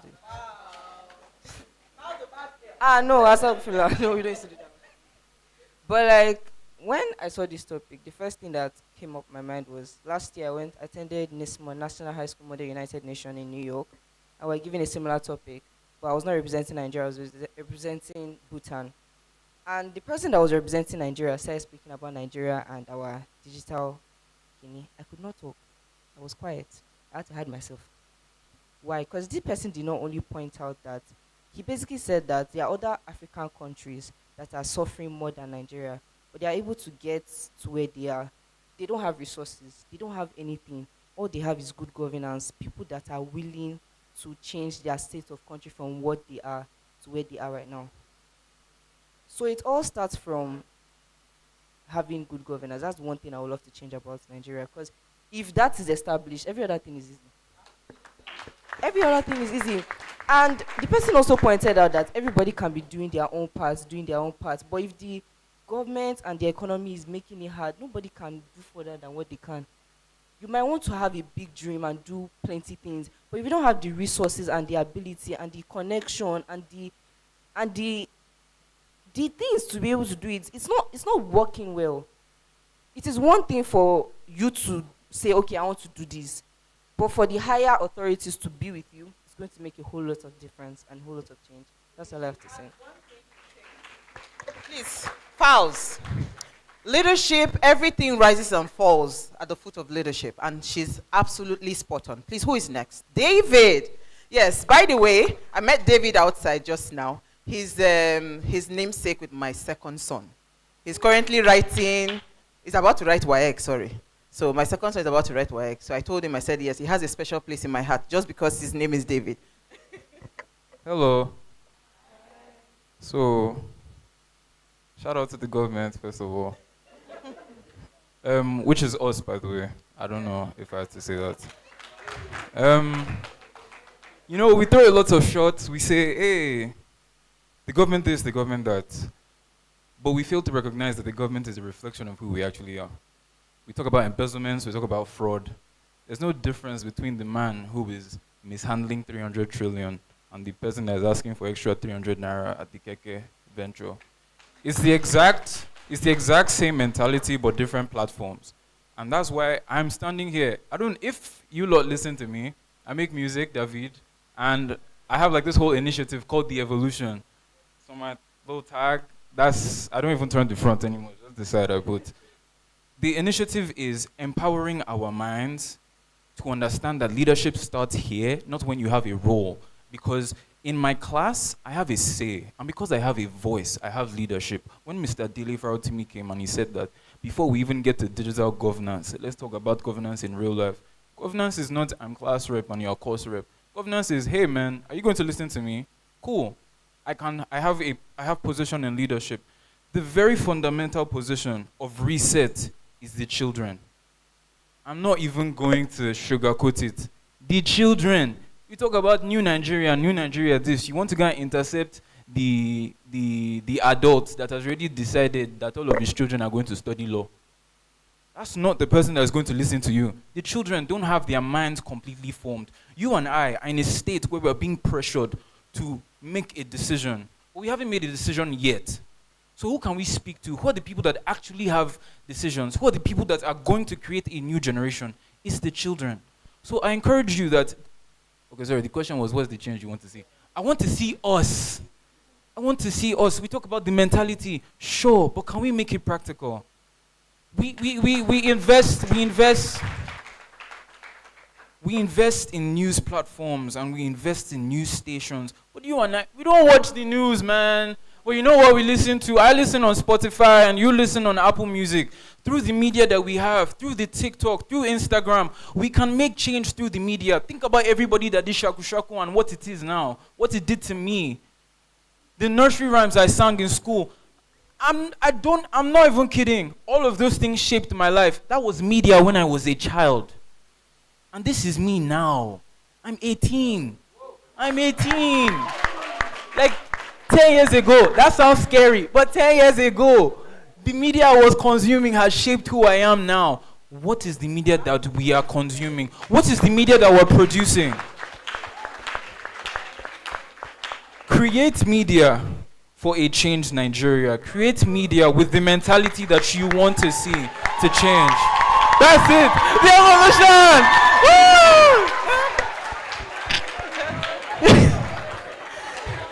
You see why he's my kindred spirit. He gets the message. I say to every church leader, because I've been fortunate to meet all these your top favorites, the GOs and all of that. You people are wasting airtime. Because guess what? The biggest influence every one of us have today is media. People know that I'm very broke all the time. Why? Because I've said in this media we die here. But guess what? It is a tool that can change the lives of millions in a second. So David gets it. And we are partnering with the evolution. Because we have to take it to all the people that we can start to influence in our own little way. He talked about it. He was the young man I met outside that said, let us leave this generation. Let's go to the primary school. We are following him. As long as you have a vision, you would find the provision to partner. But it takes first the vision to be in your heart. Who is next? Please come up. What's your name? Paula. Okay, that's my son's friend. All right. I'm going to make this very short because David has already said everything. He has stolen the show. So I'm going to make this very short. The major thing I would like to change about Nigeria is education. Because David has already talked about media. And education is one of the fundamental things about Nigeria. It's ways that revolution starts if you're educated in a proper way. It starts and changes a lot of people's lives. Education, it informs people. It informs a lot of people. So imagine if we had proper education for on how to function with computers and with technology. Everybody will have the same stepping ground. We'll all just have the same landing pad, and we'll all be able to start equally. So education will change a lot of things. And if we can focus on our generation, the younger generation, because as you grow older, although it's not too late to learn, it gets harder to understand and to try and change. So education is more beneficial for the people with the younger generation if we all get. Thank you. Paula, I'm already in love with you. Hey, God, I beg. What are the things that are suffering in Nigeria today? What is one of the institutions? You see, illiteracy. They hear. Can any politician bribe you to vote for them? Hey, can they bribe you? No, the kind of money politicians give. Nah, they can't bribe you. So illiteracy has been a weapon over the years that they have. So poverty is actually weaponized in this country, and education is weaponized in this country. So Fola gets it. I'm so excited. And it means that my sleepless night for this day to come to life was worth it. Who is next? Please come. Yes, give her a round of applause. What's your name? Christine. I can see Kiki. Or Keke. KK. Okay. Oh, apologies, my darling. KK. So what does KK do right now? She's a student, but what level? Whoa, she's a newbie. How many 100 levels do we have here? Now wow. I rest my case. Okay, I'll ask a question first of all. How many of us here is familiar with the phrase, or rather the term, Ubuntu? Anyone? Yeah. Yeah.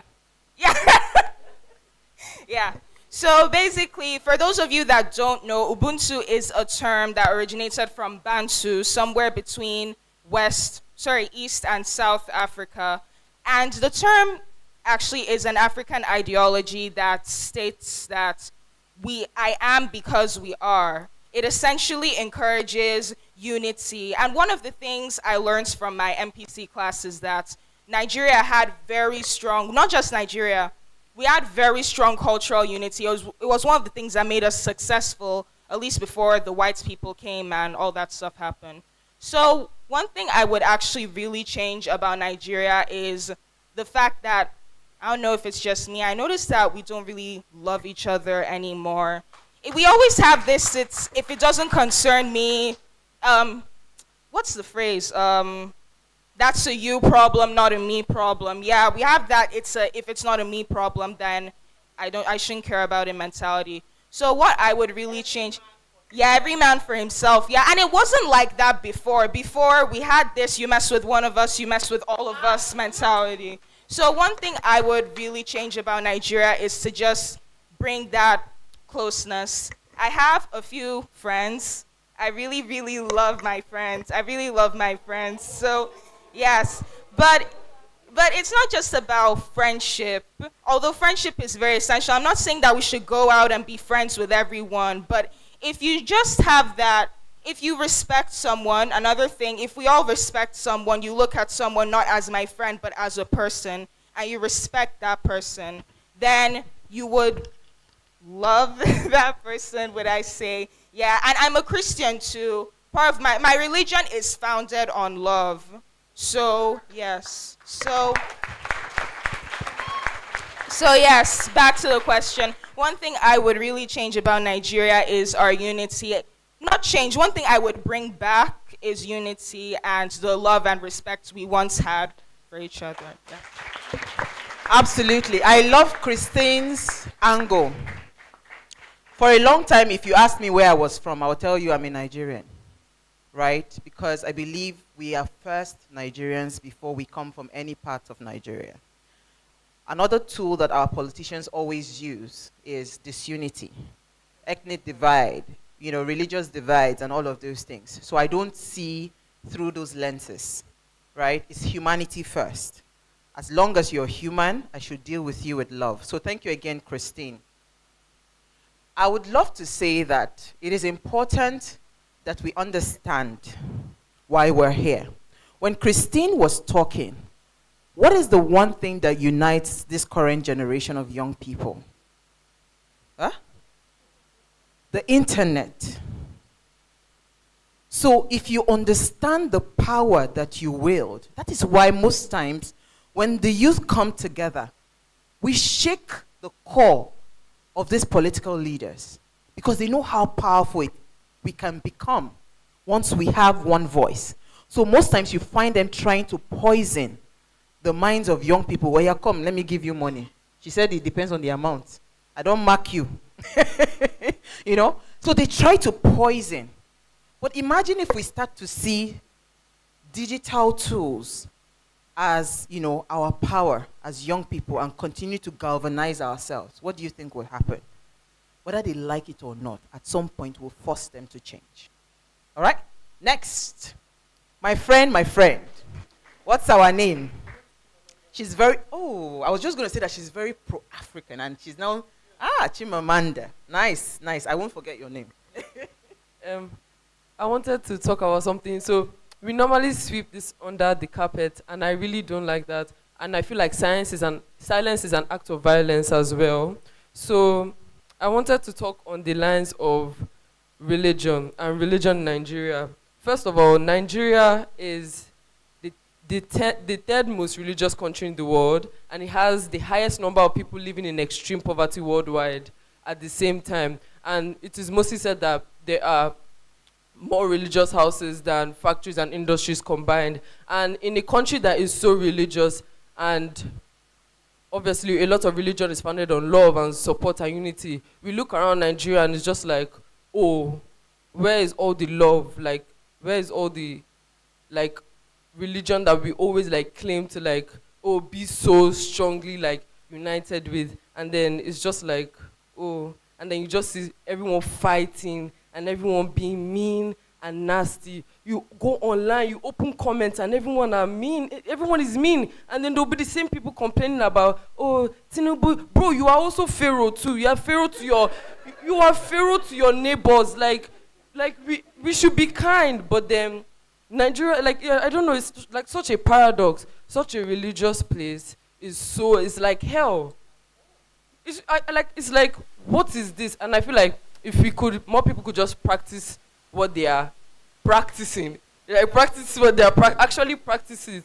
And it's just like, yes, and the people on top, all the big pastors and everything, you see them and it's just like, oh, where did you get all the money for this big car from? And then you see the people giving them the offering are on the road looking for more, and it's like they're looking for something to eat. They can eat, they can feed 5 million people if they wanted to, make so much bread with fish and give it out. But then you see the people down and then you look like, what is this? Like, what really is this? People don't want to talk about things like this because, oh, you offend people. But silence is an act of violence too. Like, you have to, don't sweep it under the carpet. You have to talk. And like, yes, I feel like we should all just be kinder. And like, a lot of people, they like use like their religion to like cover up things, like, or cover up their biases or hate. Like, once they see something that's different, something they don't understand, is immediately to hate, right? And it's just like just be better and like, you know, like, yeah, love your neighbor as yourself.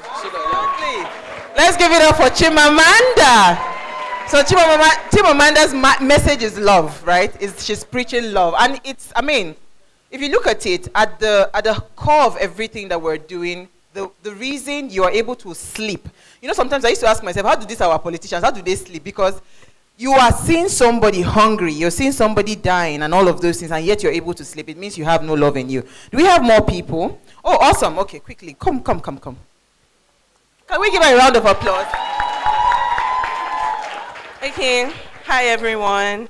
My name is Emanuela, and what I want to say, I think it has been said before, but I wanted to speak again about it. So, I've traveled before, and one thing about Nigeria is when you live here, you realize how much things can work in this country. When you live here, like, Nigeria's situation is a bit different from other African countries because things can actually work. Well, where we are, and it's so sad because things can work here and it just doesn't make any sense. I used to tell people that when people complain about the government we have, Tinubu is not the one that put trash on the road. He's not the one that did that. You are the one that went out of your house and put the trash outside your house instead of taking it to the correct place. It doesn't make any sense. So one thing I would love to change about Nigeria is the whole Nigeria happened mentality. I would really love it if things can actually work because we have the laws, we have the systems. Things just don't work. And I don't get why. So yeah, that's what I would like to change. Amazing. And that's why we're here tonight, to be, you know, part of the change. You have something to say? Oh, why not? Step up. Hey. Can we give her a round of applause?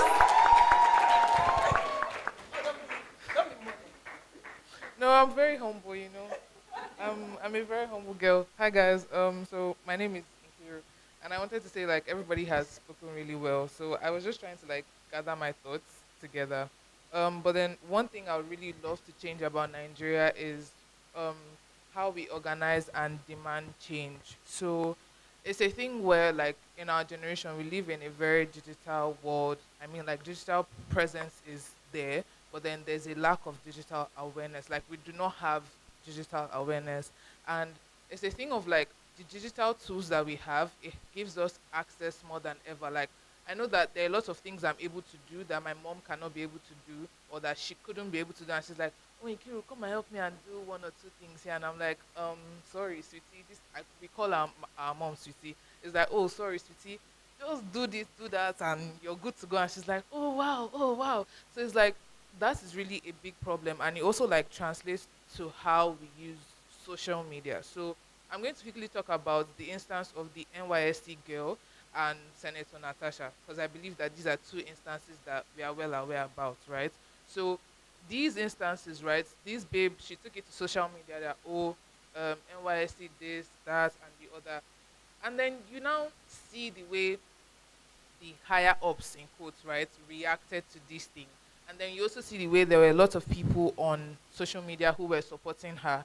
And then it's just a thing of like comparing it to NSAS. So there were a lot of people that came out during NSAS, but then that's during violence. So I just want to say like in Nigeria, we do not always have to like be a community when it's in terms of violence. Like, because you always see like, okay, maybe the youths or like a lot of community or thoughts leaders, I guess, like coming out when it's like, oh, okay, guys, let's not quarrel or let's not fight, or this is what the government is doing. Like sometimes it's usually during violence that you see that whole Ubuntu community that Pristine was talking about. And then also another thing is how we actually use our voices online. There was someone that spoke about whatever you consume. I think it was David that was talking about you should also release what you want to see, like the change you see, you should release that. So me as, let's say, a content creator, what I'm actually putting online, is it educating people, or is it just skit, or is it just this, like what narrative am I actually putting out? So it's like a thing of like we always think, oh, whatever I'm doing is not really doing so much, but you really do not know who what you're doing is affecting. Me as a course rep, am I doing the right thing as a course rep? Am I like leading with example? Am I actually setting like ground principles that, okay, my classmates should abide by? Like, of course, not being mean to them, but then they're like them knowing, okay, this is where to draw the line with Nkiru, or this is where to do this, or this is where to do that. And then the last thing that I would say is how we as Nigerians, we are often passive more than active, because it's a thing of like, we all complain and say, oh, okay, this is what's going on, this is this is that, but then we do not consistently engage with other people who might be speaking the truth. Like even on TikTok, as little as reposting or taking a screenshot and then putting it up there is like a change. So it's like, okay, the way we demand for change, we do not demand for that transparency, and then sometimes we even contribute to the same systems that we criticize, and at the end of the day it's like, oh, so why is the government this bad? I'm so sorry, like if someone in leadership, yes, they're not going to change, like I mean they are, I don't say old men, but they are old men, but then like if people in power would not change, what are you as a citizen even doing to change whatever you want, whatever it is that you want to change, basically? So at the end of the day, I'm just ending with, if we see digital governance tools as our right and responsibility, then it's not just something that the government is going to control. It's going to be something that, okay, also gives us the power that we are asking for, because we have power with our phones. So what are you really doing to reclaim your power? Or are you still giving that device that you bought with your own money, with everything?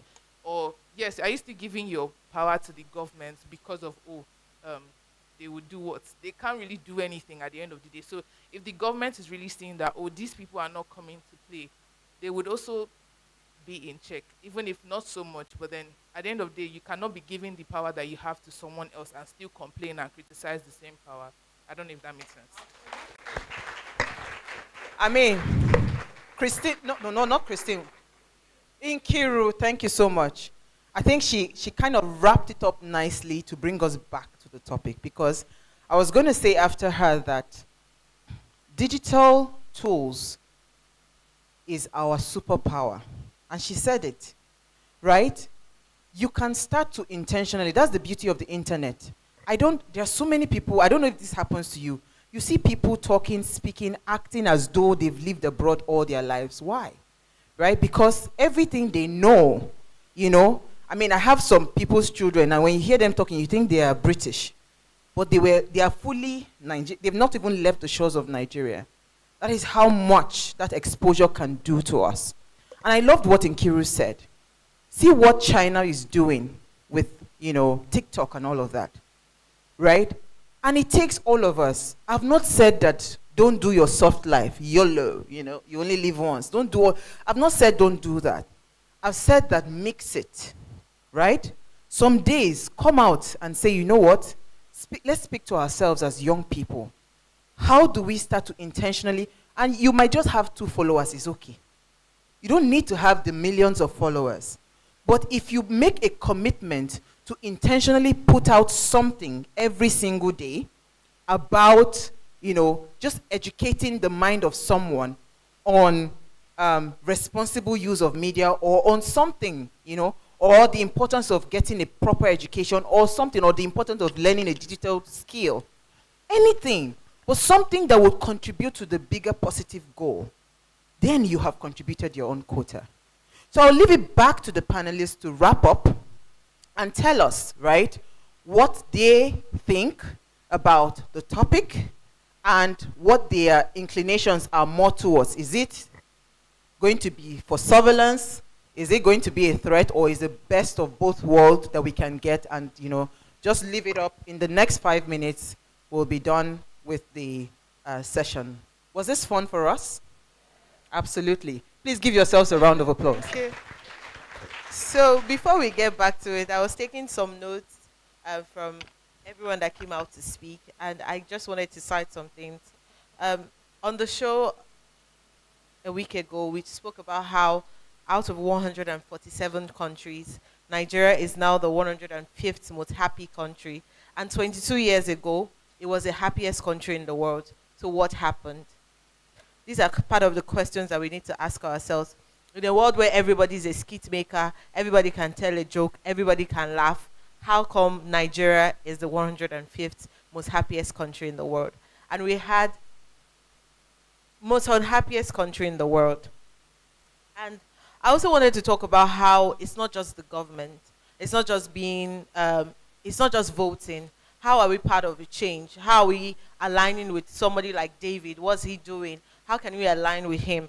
How can we be part of governance? It's not just running for office. How can we be part of a party? How can we be part of a candidate's journey? We can also look at how can we be part of a cause. What is it about? Be it cancer cause, be it education, in whatever stuff, be it religious education, where you can tell the people that sometimes it's not like when they promise you that you can, if you kill this so number of people, you can make heaven, or you're going to have 10,000 virgins waiting for you when you get to heaven and all of that stuff. So how can we be part of ensuring that we are also driving education in terms of religious biases and some of the things that we can do? How can you also volunteer for things that matter in your school, in your environment, for yourself, looking at how I can start a change within myself, and also look at who I can carry along with me. Some way, somehow, there's always a partner somewhere that is willing to drive that change for you.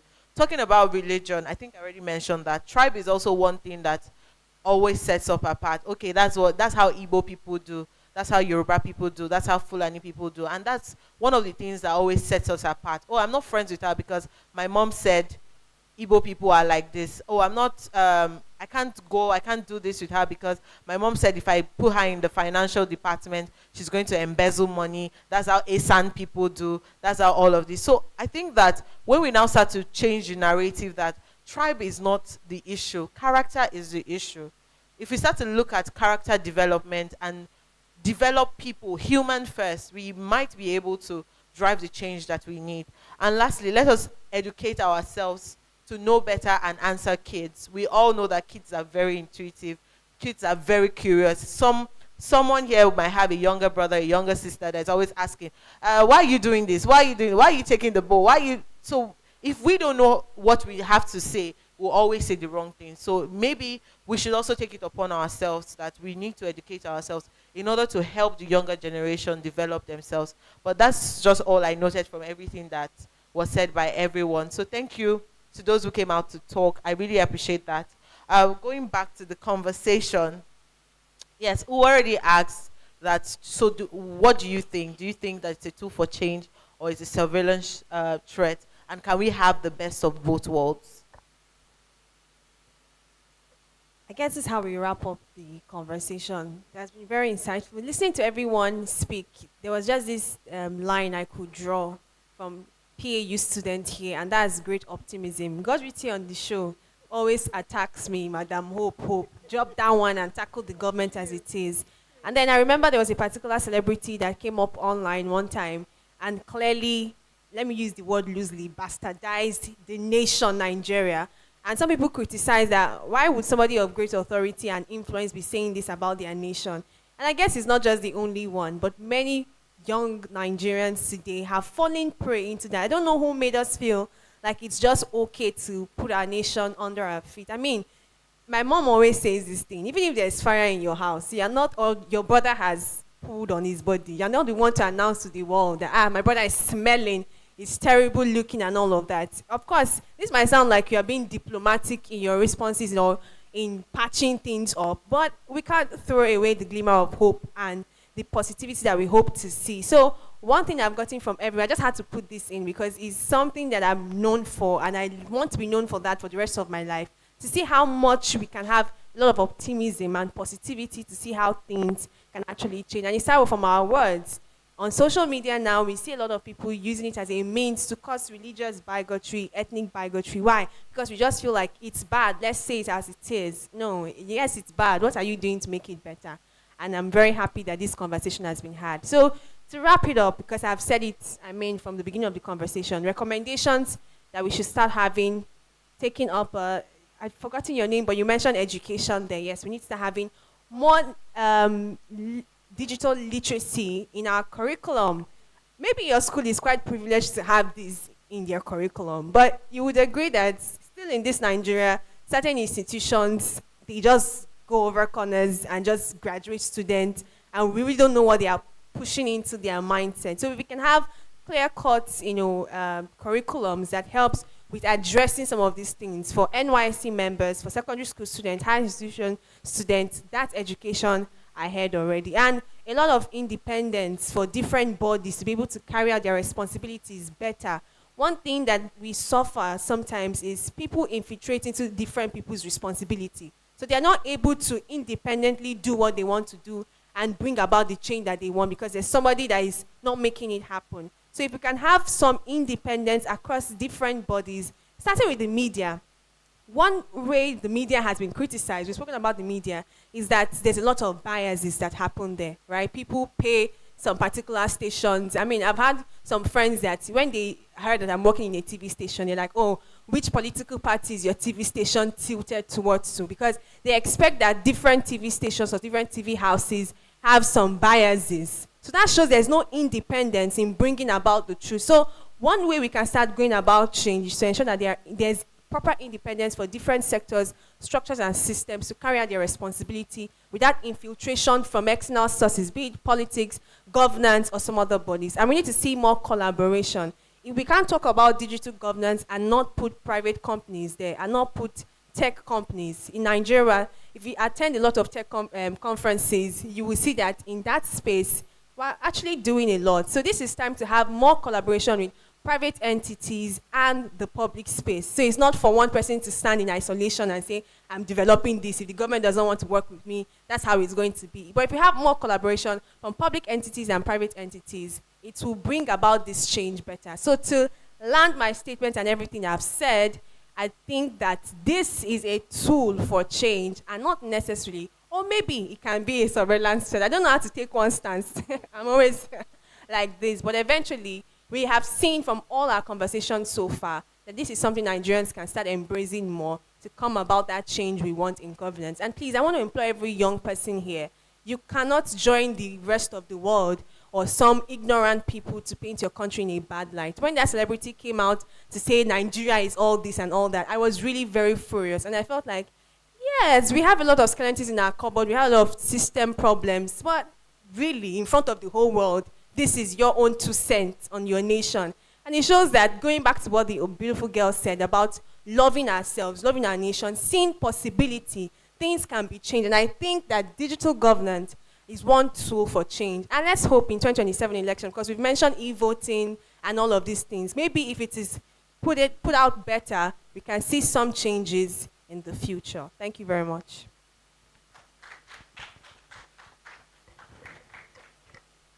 Okay, so I feel like Onichi have actually said a lot, right? And I actually see it as a tool for change. In as much as I'm someone that would always say the truth, I'm not an hypocrite, so I will tell you how it is. You guys know already, right?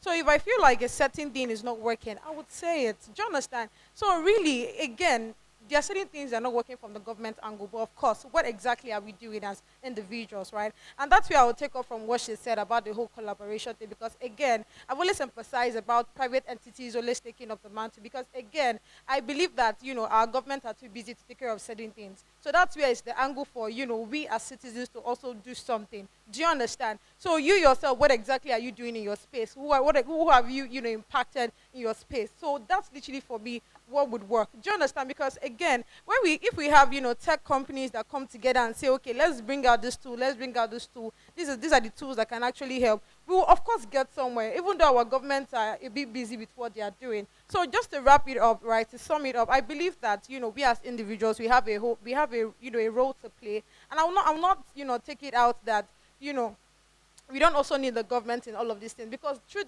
be told, there was a time where I think is it Davido's father also, where he had something around power plants. And if you remember when he came out on, we all watched the video on social media where he was saying it did a lot for him to be able to get that license. And even with the person on seat, the person refused to give him the license until something happened. Do you understand? So it's one thing for us to also say that, oh, we as individuals, let's do something. But trust me, most of the times we also have to, get back to the government. So that's why I cannot actually even take that out. So in as much as I'm saying that, oh, we as individuals, we should do something, we should also try as much as possible to speak out for our government to do something. Thank you.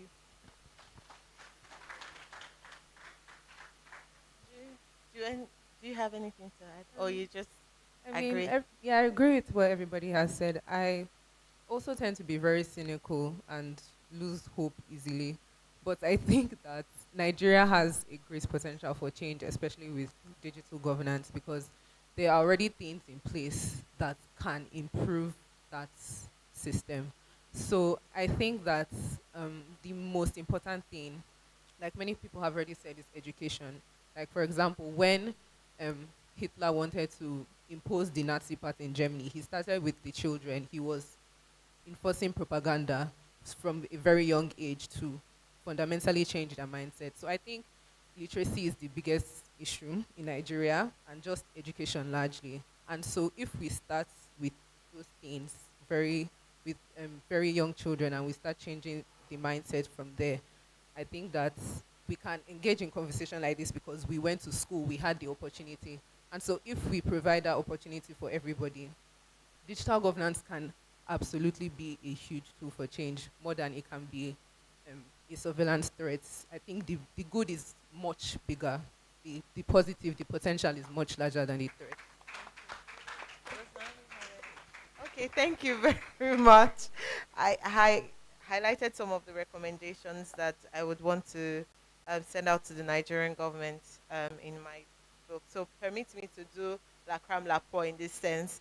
I first started with looking at infrastructure development and how we can invest in reliable internet connectivity and digital infrastructure to support digital governance initiatives. We're also looking at how we can develop robust cybersecurity measures to protect government systems and citizens' data.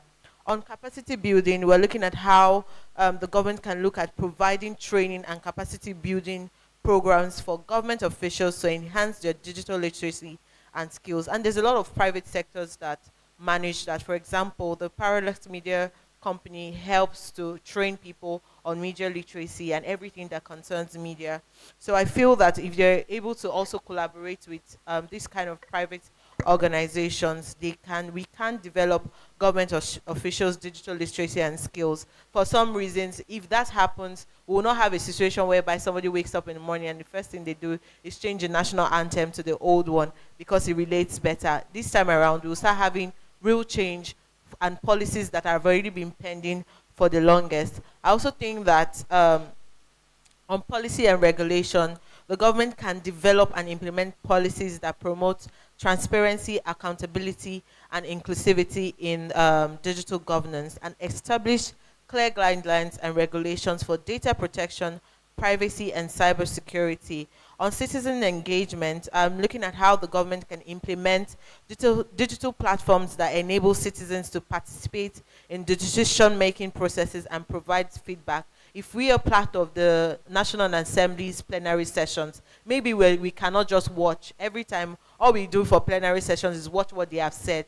There's no feedback, there's no comments, there's nothing. So maybe if they can introduce digital governance, we can now have citizen engagement, giving their feedback and, be part of decision making.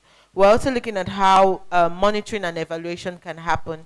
If the government can establish a robust monitoring and evaluation framework to track progress and impact digital governance initiatives, maybe we can also conduct regular assessments to identify the areas for improvement and make data-driven solutions. I think that with all this, taken from the Nigerian government and within ourselves, we'll have a future-forward Nigeria, not just for myself, but for all of us. And this is where we wrap up this panel session. Thank you all for joining us. We appreciate you.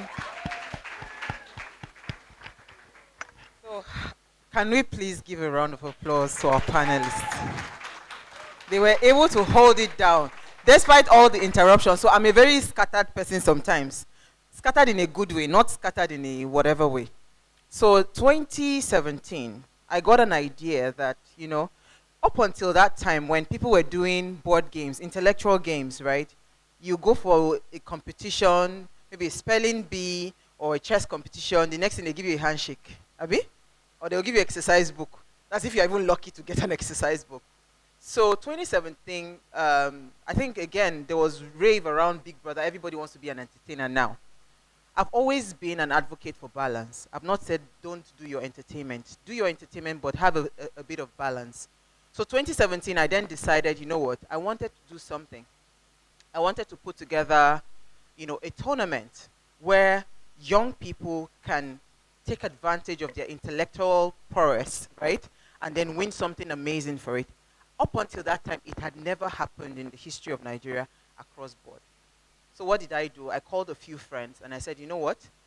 I love my sons. I only have 2 boys, by the way. In case you're thinking how many does she have more?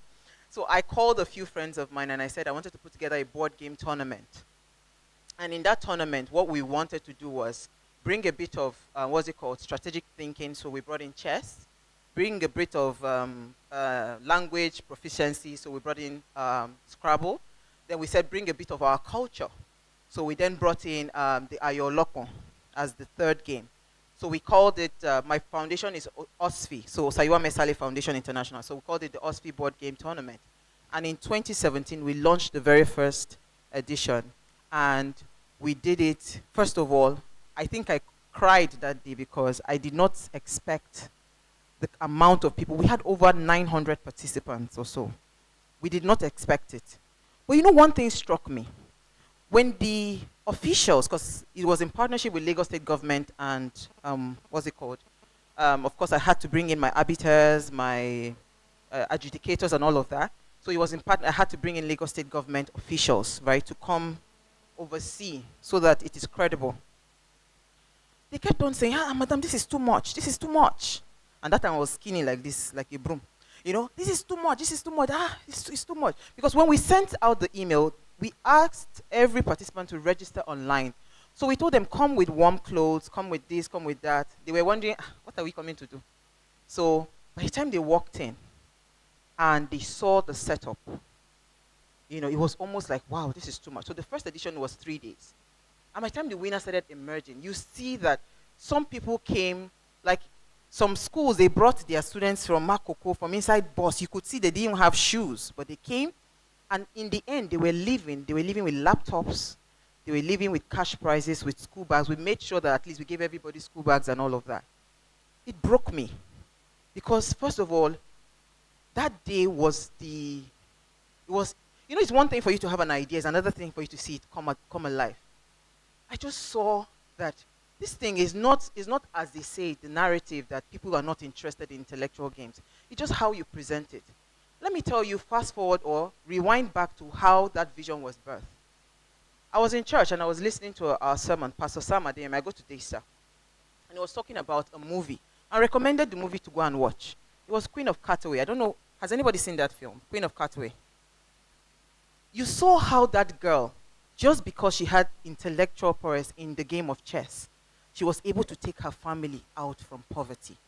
That is what an education is supposed to do. That is what the opportunities are supposed to be meant for. We're not supposed to remain poor, right?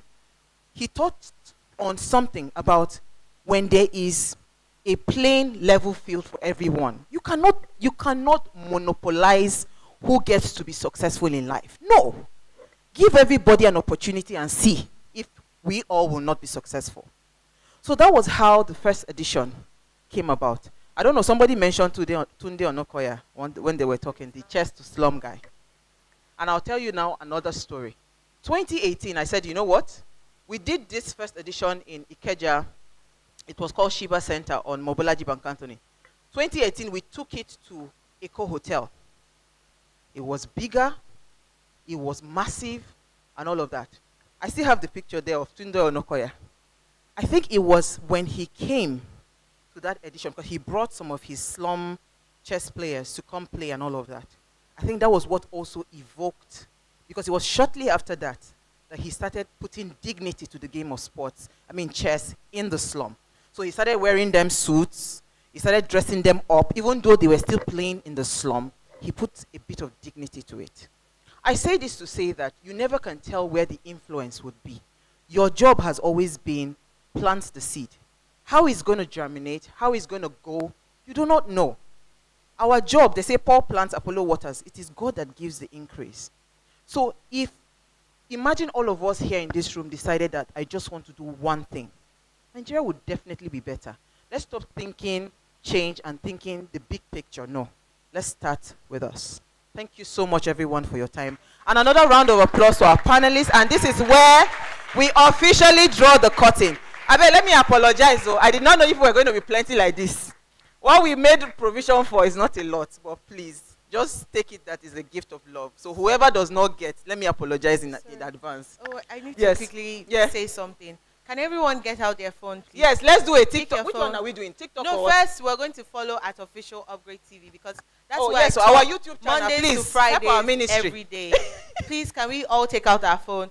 If anyone does not Shine. have data or hotspot, please be your brother's keeper and turn on hotspot for the person so that they can follow us at Official Upgrade TV. Should we do this? What do we do? Okay. Shine, what do we do? Sorry, I'm not a... Well, even though we know that you are not a youth. You are not a... No, don't say that. Don't say, I'm still very young.